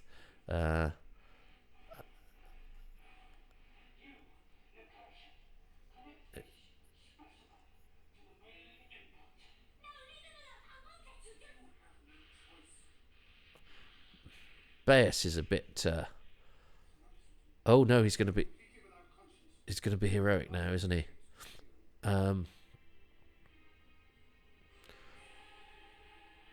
Yeah, I like the vocal sampling on the music there.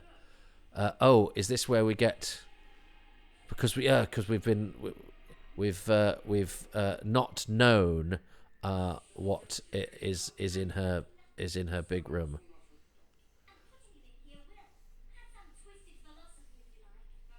That's some twisted philosophy, if you like. What do we think of the Pip and Jane approach to dialogue? I have to say, as a kid, it was something I would sort of parade at school and go, well, Doctor Who has taught me words I might otherwise never use. And, it's well known. I'm not the only person to have written or podcasted or whatever on it about, how the target books would increase our vocabulary. So therefore, Doctor Who is worthy and it is educational. But I have to say, Pip and Jane Baker have taught me words I will never use in a million years, and certainly not in the combination they use them in. But I like their gleefulness with preposterous language. I mean, again, I'm not sure I think it's any good, because it is a bit like that bloke that lives with his mum, and. I better not. I better be careful because I might be describing people. But people who use language that is slightly more flamboyant than their personality can back up, and it's always quite an odd juxtaposition. I like the Brain and Peter Tuddenham and Jackie Webb, but Peter Tuddenham particularly doing the voice because he obviously Blake Seven. So you go, yeah, they got the voice man. The music's really going hell for leather now. It's got the feeling of, this is really building to a climax. It's going, this is the ordure is hitting the, or whatever, however Pip and Jane might put it.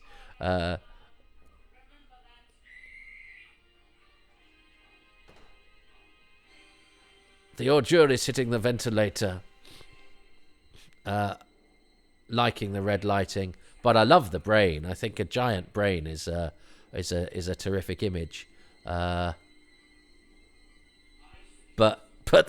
there is also something glorious about a vampish 80s woman talking to a big pink brain, whilst Bonnie Langford screams whilst being manhandled by a walking bat. I've dedicated my life to this programme. Oh dear God. I've just suddenly had a realisation that my life has been entirely pointless. And the amount of anguish that it's caused me, with people misrepresenting it, or people who love it saying something wrong about it in a magazine, or simply somebody having a different opinion to it from me. And I go, but how can I deal with such injustice and incorrectness, and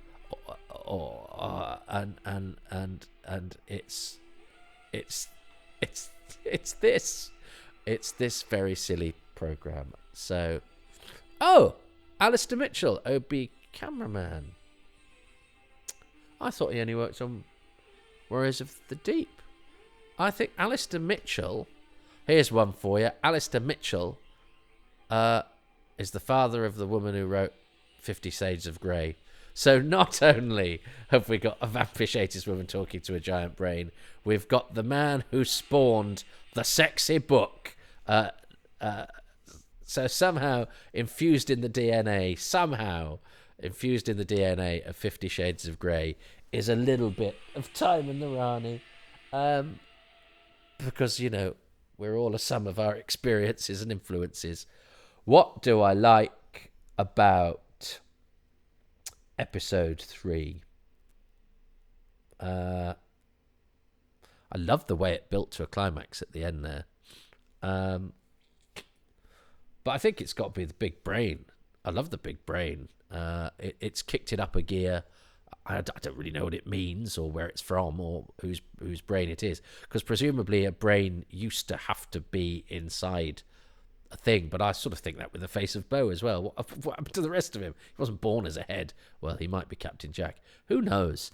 But, how does he breathe? Where are his lungs? If he was only a head, how does he... Anyway, but the brain is a striking image. I like the brains of Morphoton in Keys of Marinus too. So, is it the brain, or am I going to say Kev McCulloch's music? Because I think that has had some splendid moments. And I did choose that for Battlefield, which is slightly cheating. And I chose Dominic Lynn's music for Battlefield. And I do think Dominic Lynn's music is much, much better than Kev McCulloch's music. And yet I have an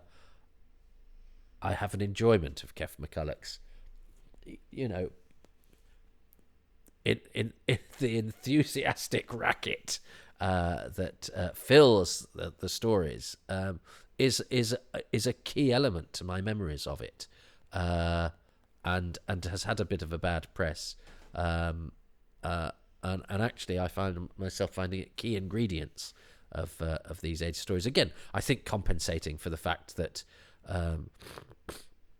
you have half a dozen actors in a plywood set or in a quarry augmented with space tinsel, and it's videotape, and you need to somehow have something in the soundtrack to give it the sort of epic quality that sometimes the resources otherwise cannot convey. But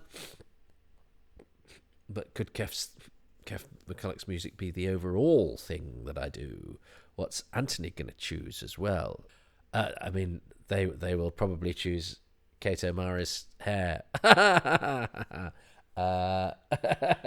See, that's part of what this game is. It's anticipating what your guest, what floats your guest's boat. I'm going to choose the brain. I'm going to choose the big sexy brain. Well, what can you say about part 3? A lot. There's a lot of running around. It's it is a typical part 3, run from here to there to everywhere. That's not a problem. That's fun. We get some additional characters. We get some nasty bits. We get a lot of Kate with her hands on her hips, which is just fantastic. We get a nice bit of Wonder Anthem swooping about. That's great as well. But I think here you also have to mention the effects. How wonderful are the effects? Oh my gosh. The bubble effects, obviously, the strange matter asteroid and the rocket that launches later in the story towards it, the liftoff, and the Citadel itself is just fantastic. So all goes to help to alleviate it and elevate it from just being in a quarry, which it so obviously is. But there's one thing in this episode I felt was really, really special. And again, I'm going to fall back on guest cast. But I'm not really a huge Blake Seven fan. I kind of missed it the first time round when it was on. But I knew a lot about it because of the crossovers with Who. But it just thrilled me and still does that we have lending his voice the great and unfortunately late Peter Tuddenham, who of course was Aurak and Zen and Slave in Blake Seven very famously, and it's just so wonderful to have him here lending his voice. So my highlight for part 3 is the inclusion of Peter Tuddenham. That's odd because I'm so conscious of, because I always go, I would always choose the guest cast, largely because I could go, and I've got a fact about them. What's the fact? They were once in a production of An Ideal Husband in Salisbury.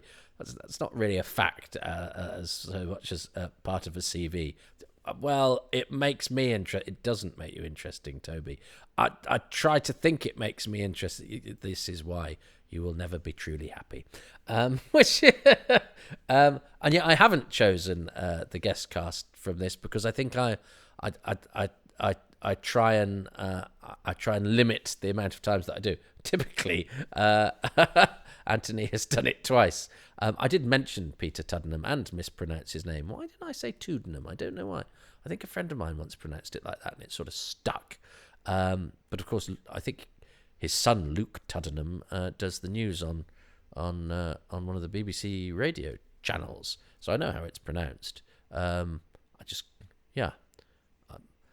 funny how you can know something and still do something wrong, which is why one should never have a go at somebody for a typo, because they probably know it's wrong if they'd noticed it. Anyway, I'm talking rubbish now. What do you mean now, Toby? It's been 25 minutes. Right. So I'm totally losing this. Let's see if Antoni can whitewash me 2 facts when it comes to episode 4. But that's the end of episode 3. Will we be able to see it through to the end and get our hands on the Loy Hargill, which, for those of you who don't know, is an anagram of Holy Grail? That's the sort of thing Pip and Jane Baker did, and I'm sure it whiled away the hours in Ruislip where they lived in a most entertaining way. God bless them. My name is Toby. Thank you for listening and or watching to episode 3 of Time and the Rani.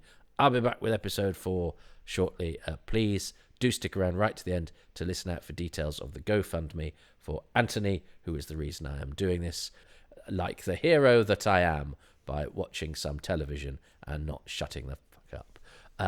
Okay, I'm now going to do the second bit of that. God. I have episode 4 of Time and the Rani. Nothing can stop me now.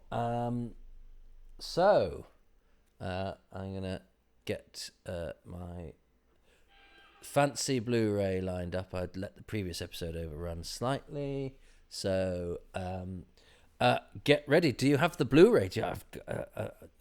I haven't actually delved into any of the extras on this set, but it's good timing for me to tear it out of its cellophane. I always feel when I'm doing that going, I've immediately reduced its collectability.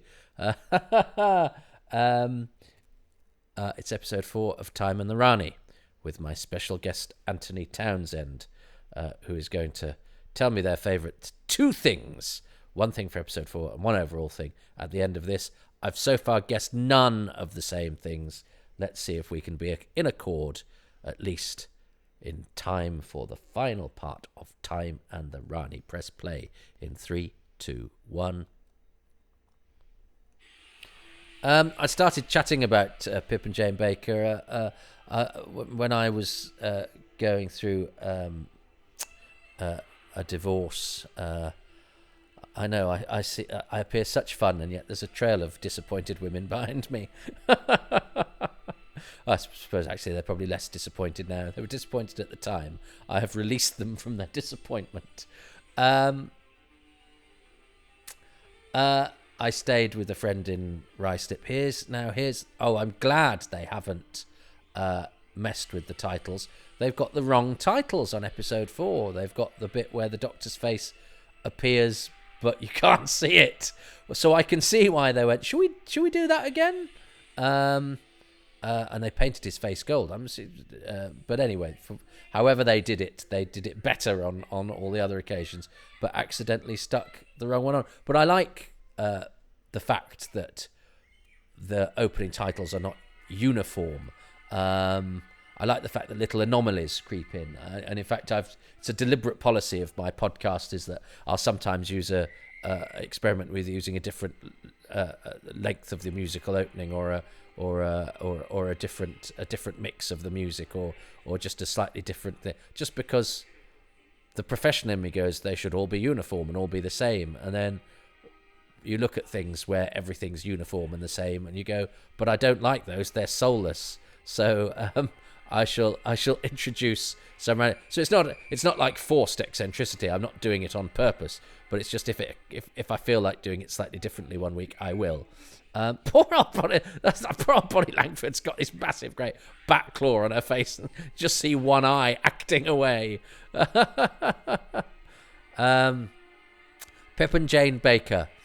I remember when I first saw their name on the credits, because Pip seems like quite a young name, doesn't it? I thought maybe it was a sort of a brother and sister, and they were sort of young and bohemian, and Pip and Jane. I didn't realise they were these sort of slightly adorable middle-aged couple, and she apparently frequently finished his sentences, and they could be seen round Ruislip, where I was staying, going through my divorce, but I never actually had the pleasure myself. And it's odd because I started doing Who's Round, my podcast, to get through. It's a great shot, and great. The Quarry is doing excellent work here, and he's putting some effort into his walking, that monster, and it's weird because Pip and Jane were a sort of. They were sort of mocked. They were viewed with a sort of amused disdain by Doctor Who fandom, and I think that's a shame, because I was sort of I never quite got round to going, oh, I should interview them. I think because they were so close as well, I thought, well, that'll be easy, and for some reason I get less satisfaction out of doing things that are straightforward. I would rather not interview somebody who lived next door to my brother, say, because that could easily be arranged. I'd rather interview somebody that it was really hard to get into contact with and very difficult to secure, because that somehow seems like more of an achievement. It's a bit Puritan, that, isn't it? Through hard work and suffering comes achievement and value. So I never had the pleasure with Pip and Jane Baker, and I suspect it would have been a delightful time. And I think when you talk to people who've done the work, as with Richard Martin, whose direction I was not a great fan of, when I actually met and spoke to the man, you sort of see the man in the work a bit more then, and it makes you more sympathetic to it. If you can hear a noise, by the way, it's my snoring dog, but he snores in a way that suggests he's got indigestion, but he's just having a snore. That all looks quite good. The sheer number, you forget how many tetraps there are. Their potbellies are rather cute, aren't they? And it's odd that because there are so many available to the production, it's odd that we've largely seen, Urak and or one other for most of the story. I suppose it means it's kicking up the odds in the final episode. Now,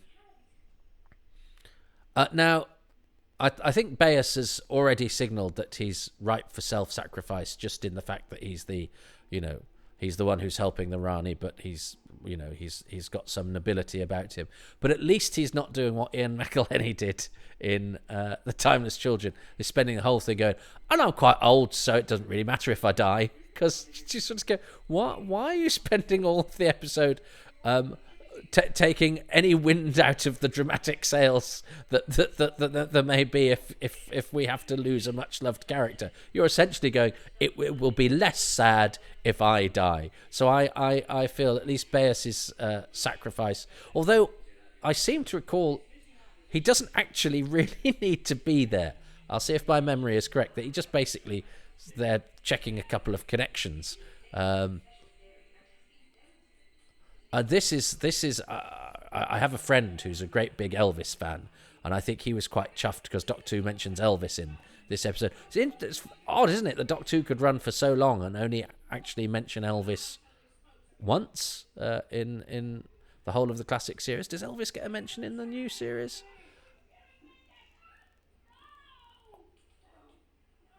Oh, well done, Kate O'Mara there. She had to act whilst also not getting out of the small cupboard that she's in with the door that shuts quite slowly. She had to do a sort of vampish sort of, oh, I'm so furious, and yet, yeah, I'm not going to actually try and get out of here because I'm not supposed to.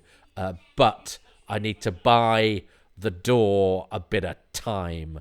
And it's that sort of stage trick that you would use to sell something in the theatre a little bit that you don't need to employ in television anymore because we have, much more access to, to cutting and to post and to various things that can shave off little nanoseconds that can tighten up the action.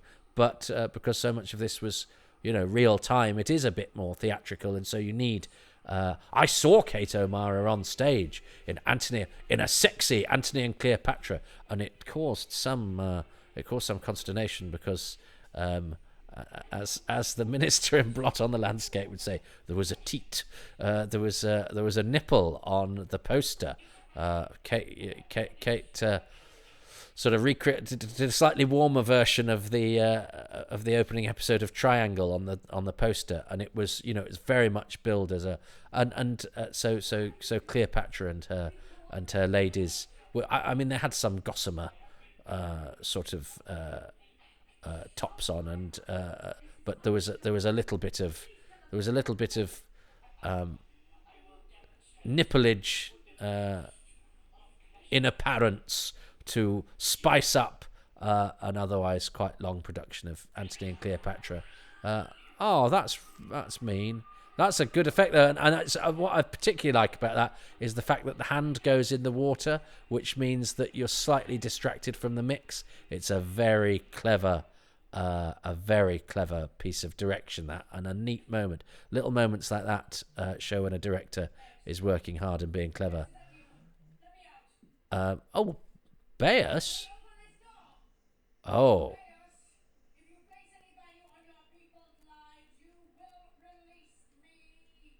Oh, is he going to release her? Can't remember. I think he must do. But that's all good. That's all dramatic stuff. And Wanda Ventham can do sort of gravitas and emotion with just a look. She's beautiful, isn't she? It's actually a cast of beautiful people. You've got all these actors who probably, their agents like, yeah, they look good on camera. They're, stunning profiles, good-looking actors. And Doctor Who goes, yes, and we shall paint them all green and put scales and lions' manes on them. I hope Mark Greenstreet's well. I liked him. So yeah, I was with him in Taming of the Shrew, and I've seen Kate O'Mara in Taming of the Shrew. There didn't need nipples to augment that. It was exciting enough. Were there any other Doctor Who people in her? Oh, and in her Taming of the Shrew, Paul Jericho was in that, in Kate O'Mara's Taming of the Shrew. Oh, and Rob Edwards, who's in The Robots of Death and is the voice of Zoannon. Was there anybody in her Antony and Cleopatra? Don't think there was particularly. No. But yes, it caused, amongst theatre goers at the Wolverhampton Grand Theatre, there was some murmurings, and I know that some posters that I think put an excellent production, the Times, and slapped that on the offending nipple. Censorship via press quotes.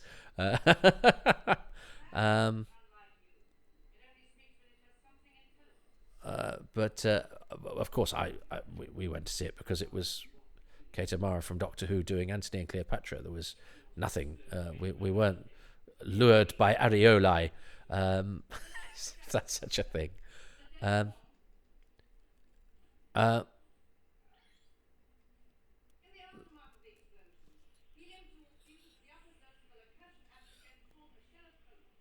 Oh yes, this is.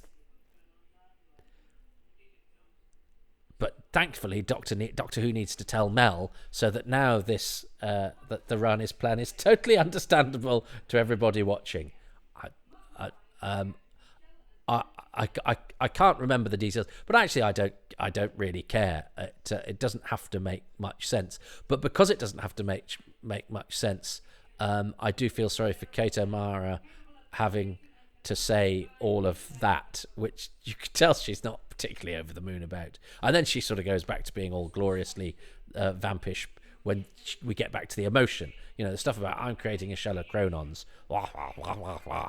But nothing in the world can stop me destroying things. Yeah, you can do a bit of a emotion to that, because the dialogue is led by, you know, what the character is feeling about that, whereas I don't think you can feel much about explaining a shell of chronons.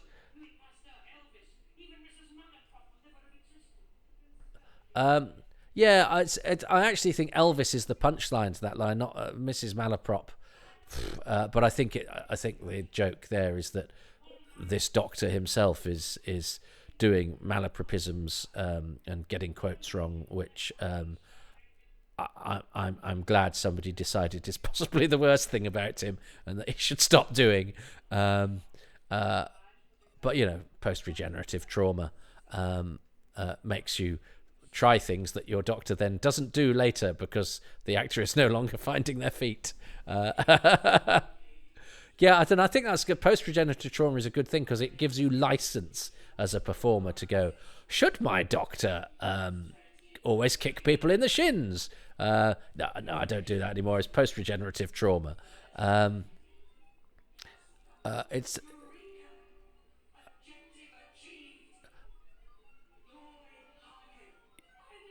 Yeah. Well done, Kate, because we don't really know what any of this means. Loy Hargill, Holy Grail. That's the beauty of Pip and Jane Baker. A friend of mine did once take a picture of them walking down Ruislip High Street, and it wasn't intrusive. It was just from a shot of them from behind, of them holding hands and walking down the street, and he was very tall and she was quite small, and it's a beautiful picture of two lovely old people walking down the street, with the added frisson that we know that they are the thesaurus gobbling writers of some silly ludicrous some of the more the Doctor Who stories with the more ludicrous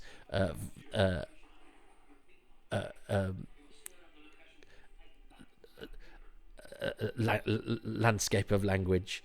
But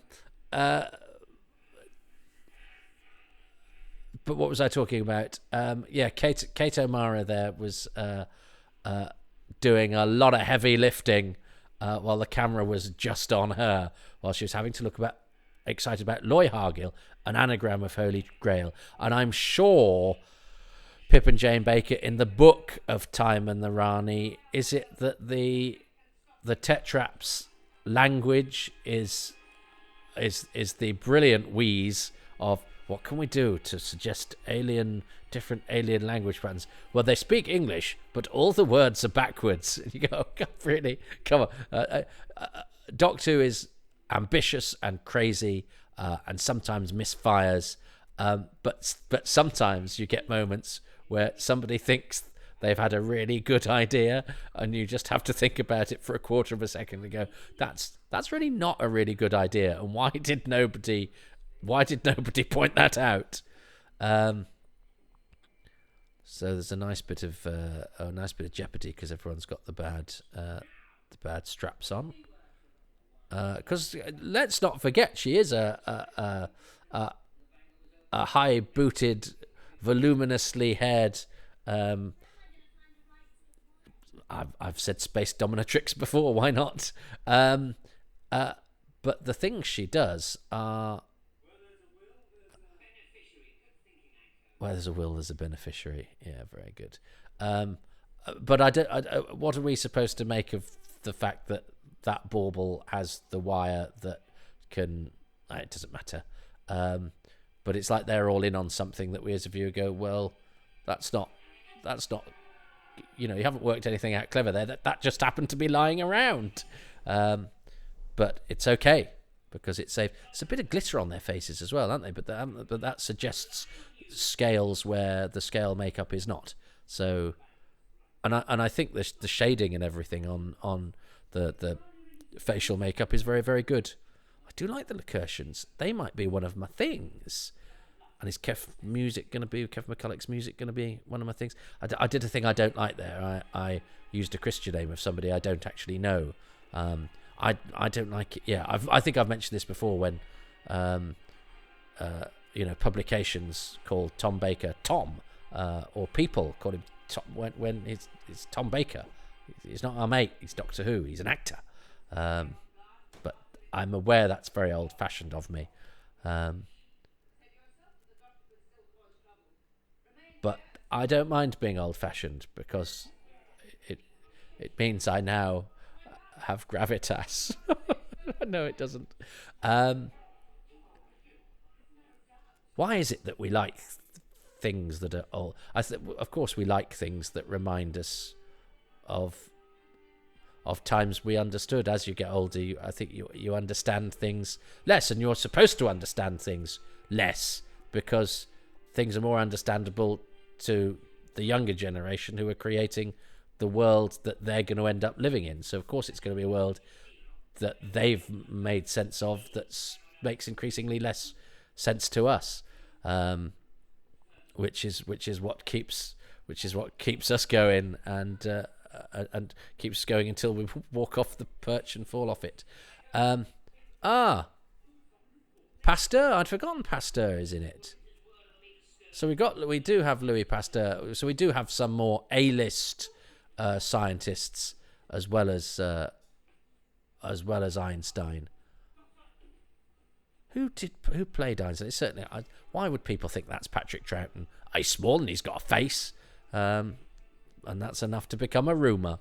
I can actually probably find out who played Einstein, but it's only me. Who cares? So this is quite neat that the Rani is hoist by her own petard, as I'm surprised they didn't do. Maybe they do, and I haven't heard it. That her own beastly explosive ankle exploders are used to blow up her own giant talking brain. What does it talk out of?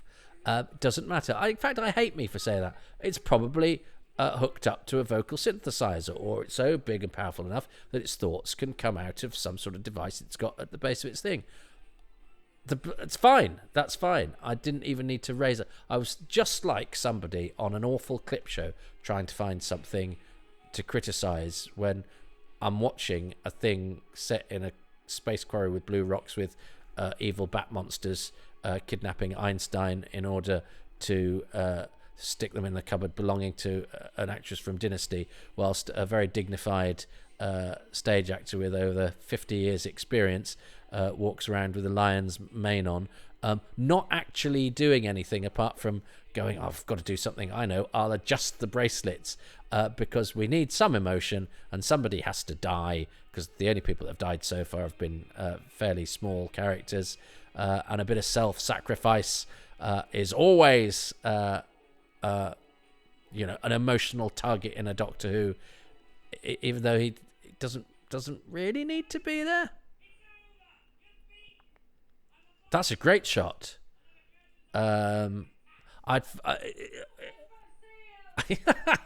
She's flipping glorious. I love her. Oh, poor old Bass. And he fell over then almost as badly as he fell over when he banged his head on the stairs. But that was a fall over plus explosion. So unfortunately, he's Lacurtian toast. Great models. Bill Dudman shot all of these. I like the pink sky as well. Just little touches like that to suggest alienness.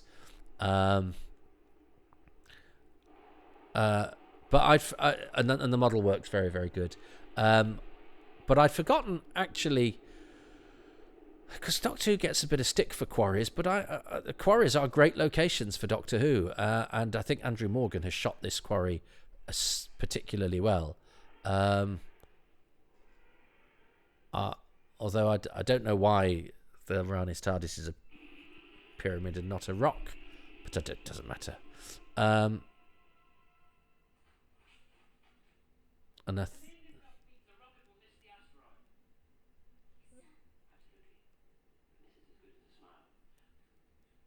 I like the I like the fact that I like the fact that he keeps his fingers crossed. I like my Doctor when the Doctor isn't quite sure that it's going to work.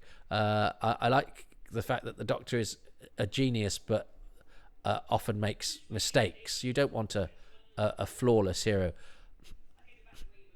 They're quite an interesting looking bunch. They've had quite a lot of fun with the store cupboard accoutered geniuses.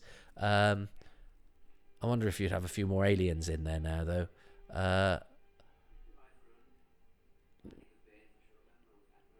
I shall remember with admiration his largely pointless sacrifice, because nobody went anywhere near it.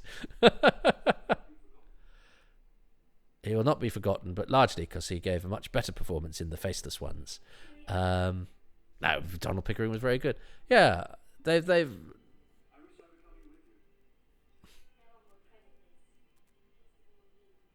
But so do I. He was pretty grumpy with you throughout the whole thing. I hope he's all right, Mark Greenstreet. As I say, he was a nice fellow, and he was a good actor. And as I say, I think he was sort of slightly scuppered by Trainer not being a success.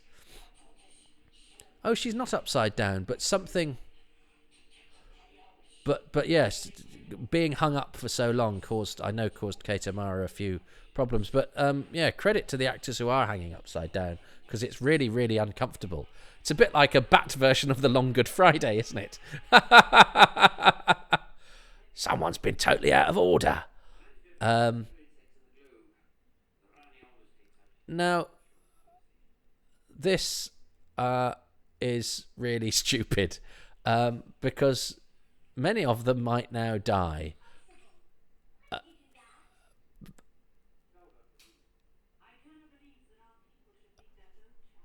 But and how does it's I mean, when he said tell her fruit, she could have just gone, Icona's a dick.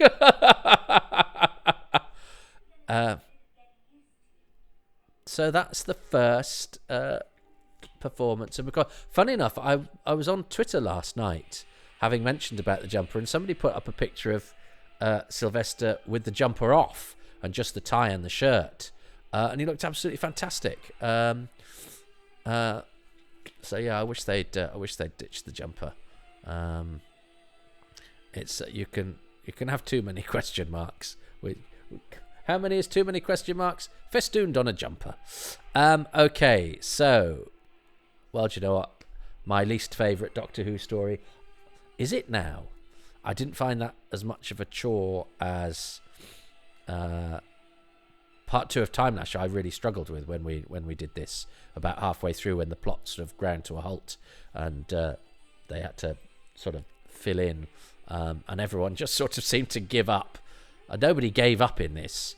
Everybody's pretty committed in lots of interesting and different ways. You know, the venerable older actors never once let up, going, we're gonna give this, you know, we're gonna, not over the top. We're gonna centre this. That is what we're here for. We're here to provide a bit of ballast, in contrast to the leading man who's giving it his all in terms of energy, and the leading lady who's again absolutely committed, but takes gusto to fourth wall breaking extremes, perhaps, and to the leading guest lady who is vamping for Mars. But that, you know, nobody is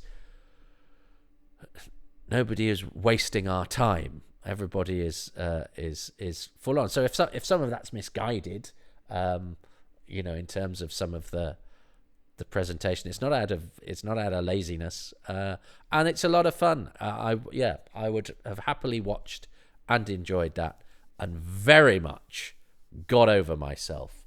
And if there's a lesson from a show that is about travelling through time and space, and doing so with a sense of humour, and saving the world from ludicrous plots and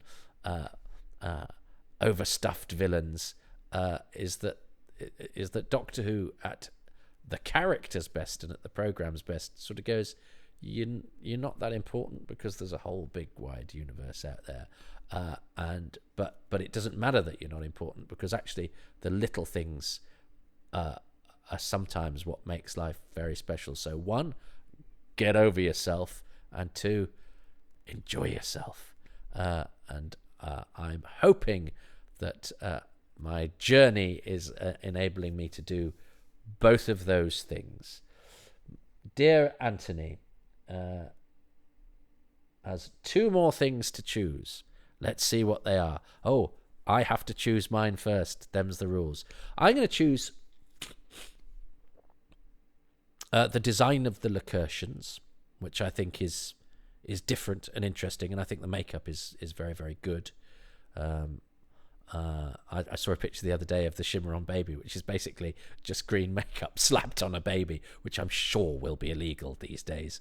But that makeup has all the contours and the shading, and I just think it's an interesting design. And the lion's mane, the sort of contrast, they do look like the love child of a psychedelic lion and a probably unwilling lizard. But I like them. I like the locution design, and my overall thing is it's going to be Kev surprises me, but it's going to be Kev McCulloch's music, because when it scores, it really, really scores, and it's a score that, as I say, just lifts proceedings where sometimes the rest of the technology and resources cannot.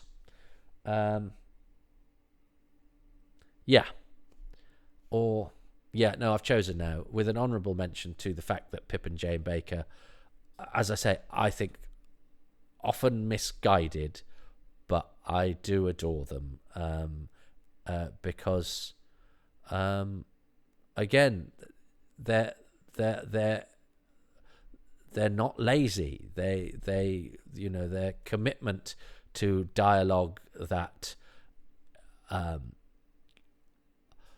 ascends to a level of hyper-reality. I think, again, at the time, it made the show seem to be trying a little bit too hard, and written by people who had done nothing bar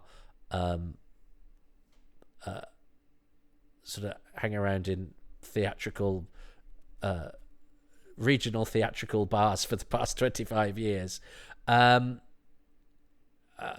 But nonetheless is a sort of trademark of this period of Doctor Who that I think now has a certain charm.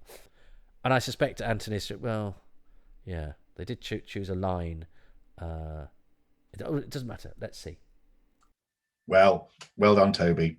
You've reached the end of part 4 of Time and the Rani, and I hope you're delighted and thrilled in it, as I do every single time I watch it. Right, and I have got a few things to say about something that really needs to come up in this episode, and the story really is costume. I love the costume design in this. We get the Rani in a fantastic outfit, which is actually, you can't see it here, but I have a picture of that on my wall. We have Bonnie's fantastic outfit, which you can see behind me, which I just adored when it came out and when I first saw it, and adore it to this day. And I know I'm not the only one. And just the look of the locutions, okay, they're a bit clean, but that was always the problem, wasn't it? But just wafting about as they were. I just think it looks absolutely fantastic. And so all kudos to Ken True, and also the new Doctor's outfit, which broke the silhouette that we'd got used to for quite a long time for the Doctor, and is almost nicely eccentric, but he could almost get away, and does get away with shuffling around in everyday life in it as well. And even the pullover, which is insistent to have the question marks, and that has just become a part of him. That's just how it is, and I love it. So my top thing for part 4 is just to highlight the costume design and how wonderful it is. Okay, and I need to talk about one final thing, don't I? Something that's really special about the whole story is it does feel like the beginning of a whole fresh new era. We just had, not that long ago, the hiatus, thinking it was Axe. The series coming back felt very much under the knife with Trial of a Time Lord. And we're here, we're back again. We have a new Doctor, we have a new script editor, we have all those things I mentioned before. and it's a new start, and it certainly feels like it, and it is the beginning of one of my favorite eras, the Sylvester McCoy years. I could just watch over and over and over again. I adore them. I am a Doctor Who fan, obviously. I mean, I love Doctor Who unconditionally. It's always been there for me since the age of blur, for the last 39 years. So it's intrinsically part of me, and I just love the fun that's being had in the story as well. That's the important thing, is that Doctor Who goes from one sort of program to another, here, there, and everywhere, but it can just have times of unadulterated fun, and that's what we've got here. It's just to sit back, disengage your brain, and just enjoy what's flowing in front of you. And I think Time in the Rani just epitomizes that. So if anything to take away from this is that it is just a great big campus tits loads of fun. So those are Antony's reasons. Do I get a point for the costume design? Maybe it doesn't matter. I've still lost, so I'll let you decide. You can decide the score if you really care, which I'm sure you don't. So that's Antony, who's now going to plug something and tell you a bit more about themselves. And that's it. That's my views. I have been given the opportunity to plug something by Mr. Haydock, so I'm going to plug a recent piece of work which during lockdown, my friend Nigel Fairs, who you may have heard of, has spent a hell of a lot of time producing a podcast audio drama series called The Poggleywood Murders, which is a comedy murder mystery series, and I have been in it throughout. We've recorded it in isolation, and he's put it all together and released it for week by week over 20 weeks, half-hour episodes each. So that's a huge undertaking. And it would be great if you go and listen. It also includes such Doctor Who alumni as Louise Jameson and Matthew Waterhouse and Angela Bruce, and just masses of fantastic actors. And I'm very lucky to have a part in it. We'll have quite a few parts in it, but that was great fun to do, and certainly it helped us all get through lockdown. And hopefully it helps some of the listeners as well. So you just have to pop off and do an internet search for the Poggleywood Murders, the Poggleywood Murders podcast. I think it's I don't know, actually. I can't remember where it's available, but I'm sure you'll find it. And it's free and it's just fun. So just, you need to take it away from everything. Have a go at that. Thank you very much, Toby. This has been great fun revisiting Time in the Rani. It's been fantastic. I'm just about to possibly fly off in a vibrant pink bubble, but that's nothing unusual for me. Take good care. Bye-bye.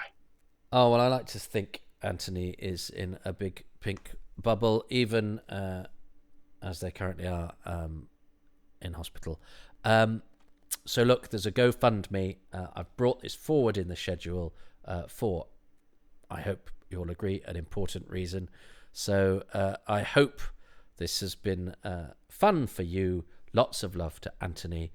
Please, if you can't do the GoFundMe, send lots of good vibes to a good person who, as I think you've witnessed as an example of seizing Doctor Who for all of its potential fun value, and there's absolutely nothing wrong with that. And I hope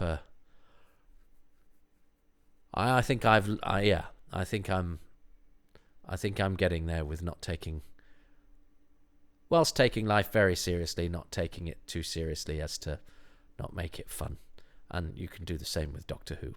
So look, if I've got through Time in the Rani, although somebody has just submitted Underworld, which I fear is something Time in the Rani never is, which is dull. But who knows, when I get to Underworld, I'm going to go into it with exactly the same attitude I went into this with.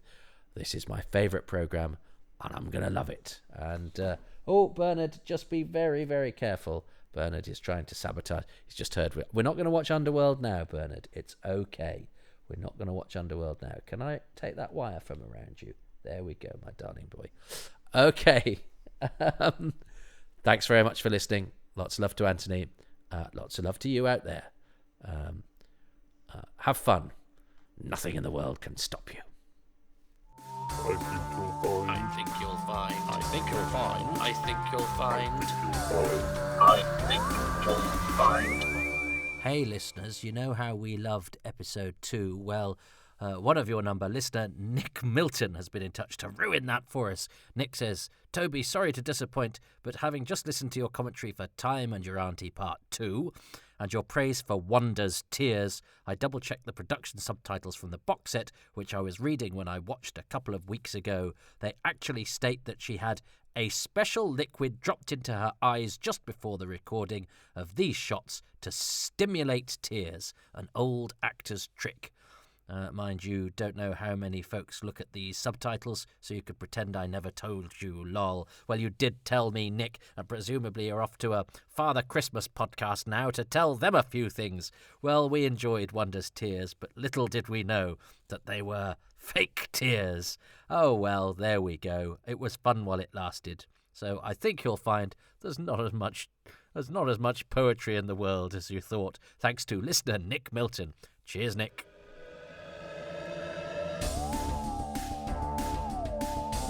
Thank you so much for listening to Happy Times and Places, which was presented by me, Toby Haydock, and my special guest was Antoni Townsend, also known as Antoni Fletcher-Goldsmith, who, as you will have heard, is undergoing some difficulties at the moment, and there is a GoFundMe page. GoFundMe, a small hand for Antoni. Antoni, I on the end, and no H. And if you could donate there to help Antoni during these difficult times, I know everyone, including Antoni, would appreciate it.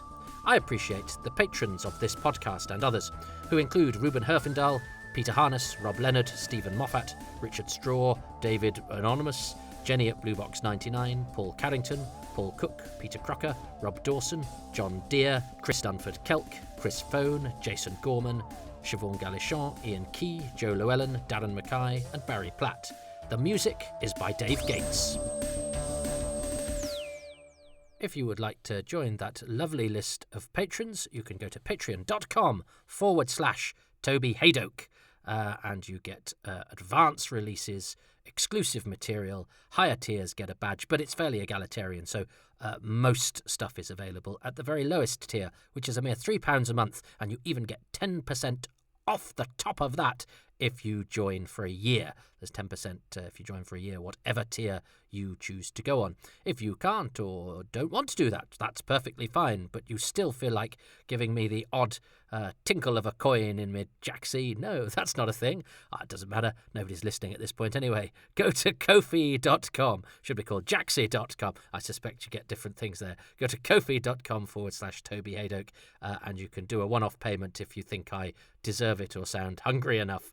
And you can follow these on Twitter at Haydock Podcasts, and I have my own Twitter stream as well at Toby Haydock.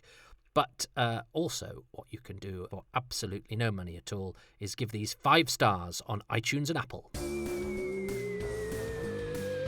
And I've started doing live comedy again at XS Malarkey in Manchester. That's every Tuesday at 8 p.m.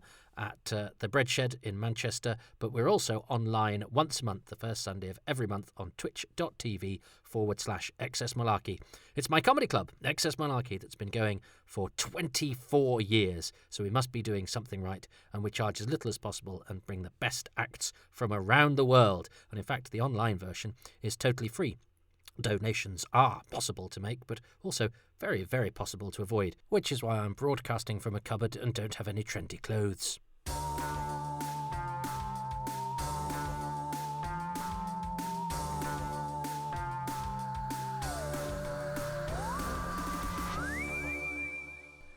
Obligatory post-credits bit. I was actually very pleased when Sylvester McCoy was announced as Doctor Who. Forgotten about this, because we knew who he was in our house, because he did Tiswas and things like that. But also the Ludlow Festival, which was a Shakespeare in the Castle that we went to every year, that always got a great cast. Prior to Sylvester playing Doctor Who, he had played Stefano or Trinculo, one of the funny ones in The Tempest. Frank Windsor was Caliban. Bernard Bresslaw, Farga the Ice Warrior, was Prospero. Jim McManus, who plays an ophthalmologist in The Invisible Enemy, was the one of Stefano and Trinculo, I think, that Sylvester McCoy wasn't. Those were the sorts of casts we get descending to Ludlow. every year for a couple of weeks, and they played come rain or shine, quite often come rain. But I remember Sylvester being very funny and saying "Horthpith" quite a lot and getting a laugh, horsing about with Jim McManus and Frank Windsor, a Doctor Who triumvirate. So that wasn't interesting enough to put in the actual commentary. Got to imagine the quality of the stuff that makes it. Gold, I tell you, gold. During the recording of that, a bit of my sound booth fell on me.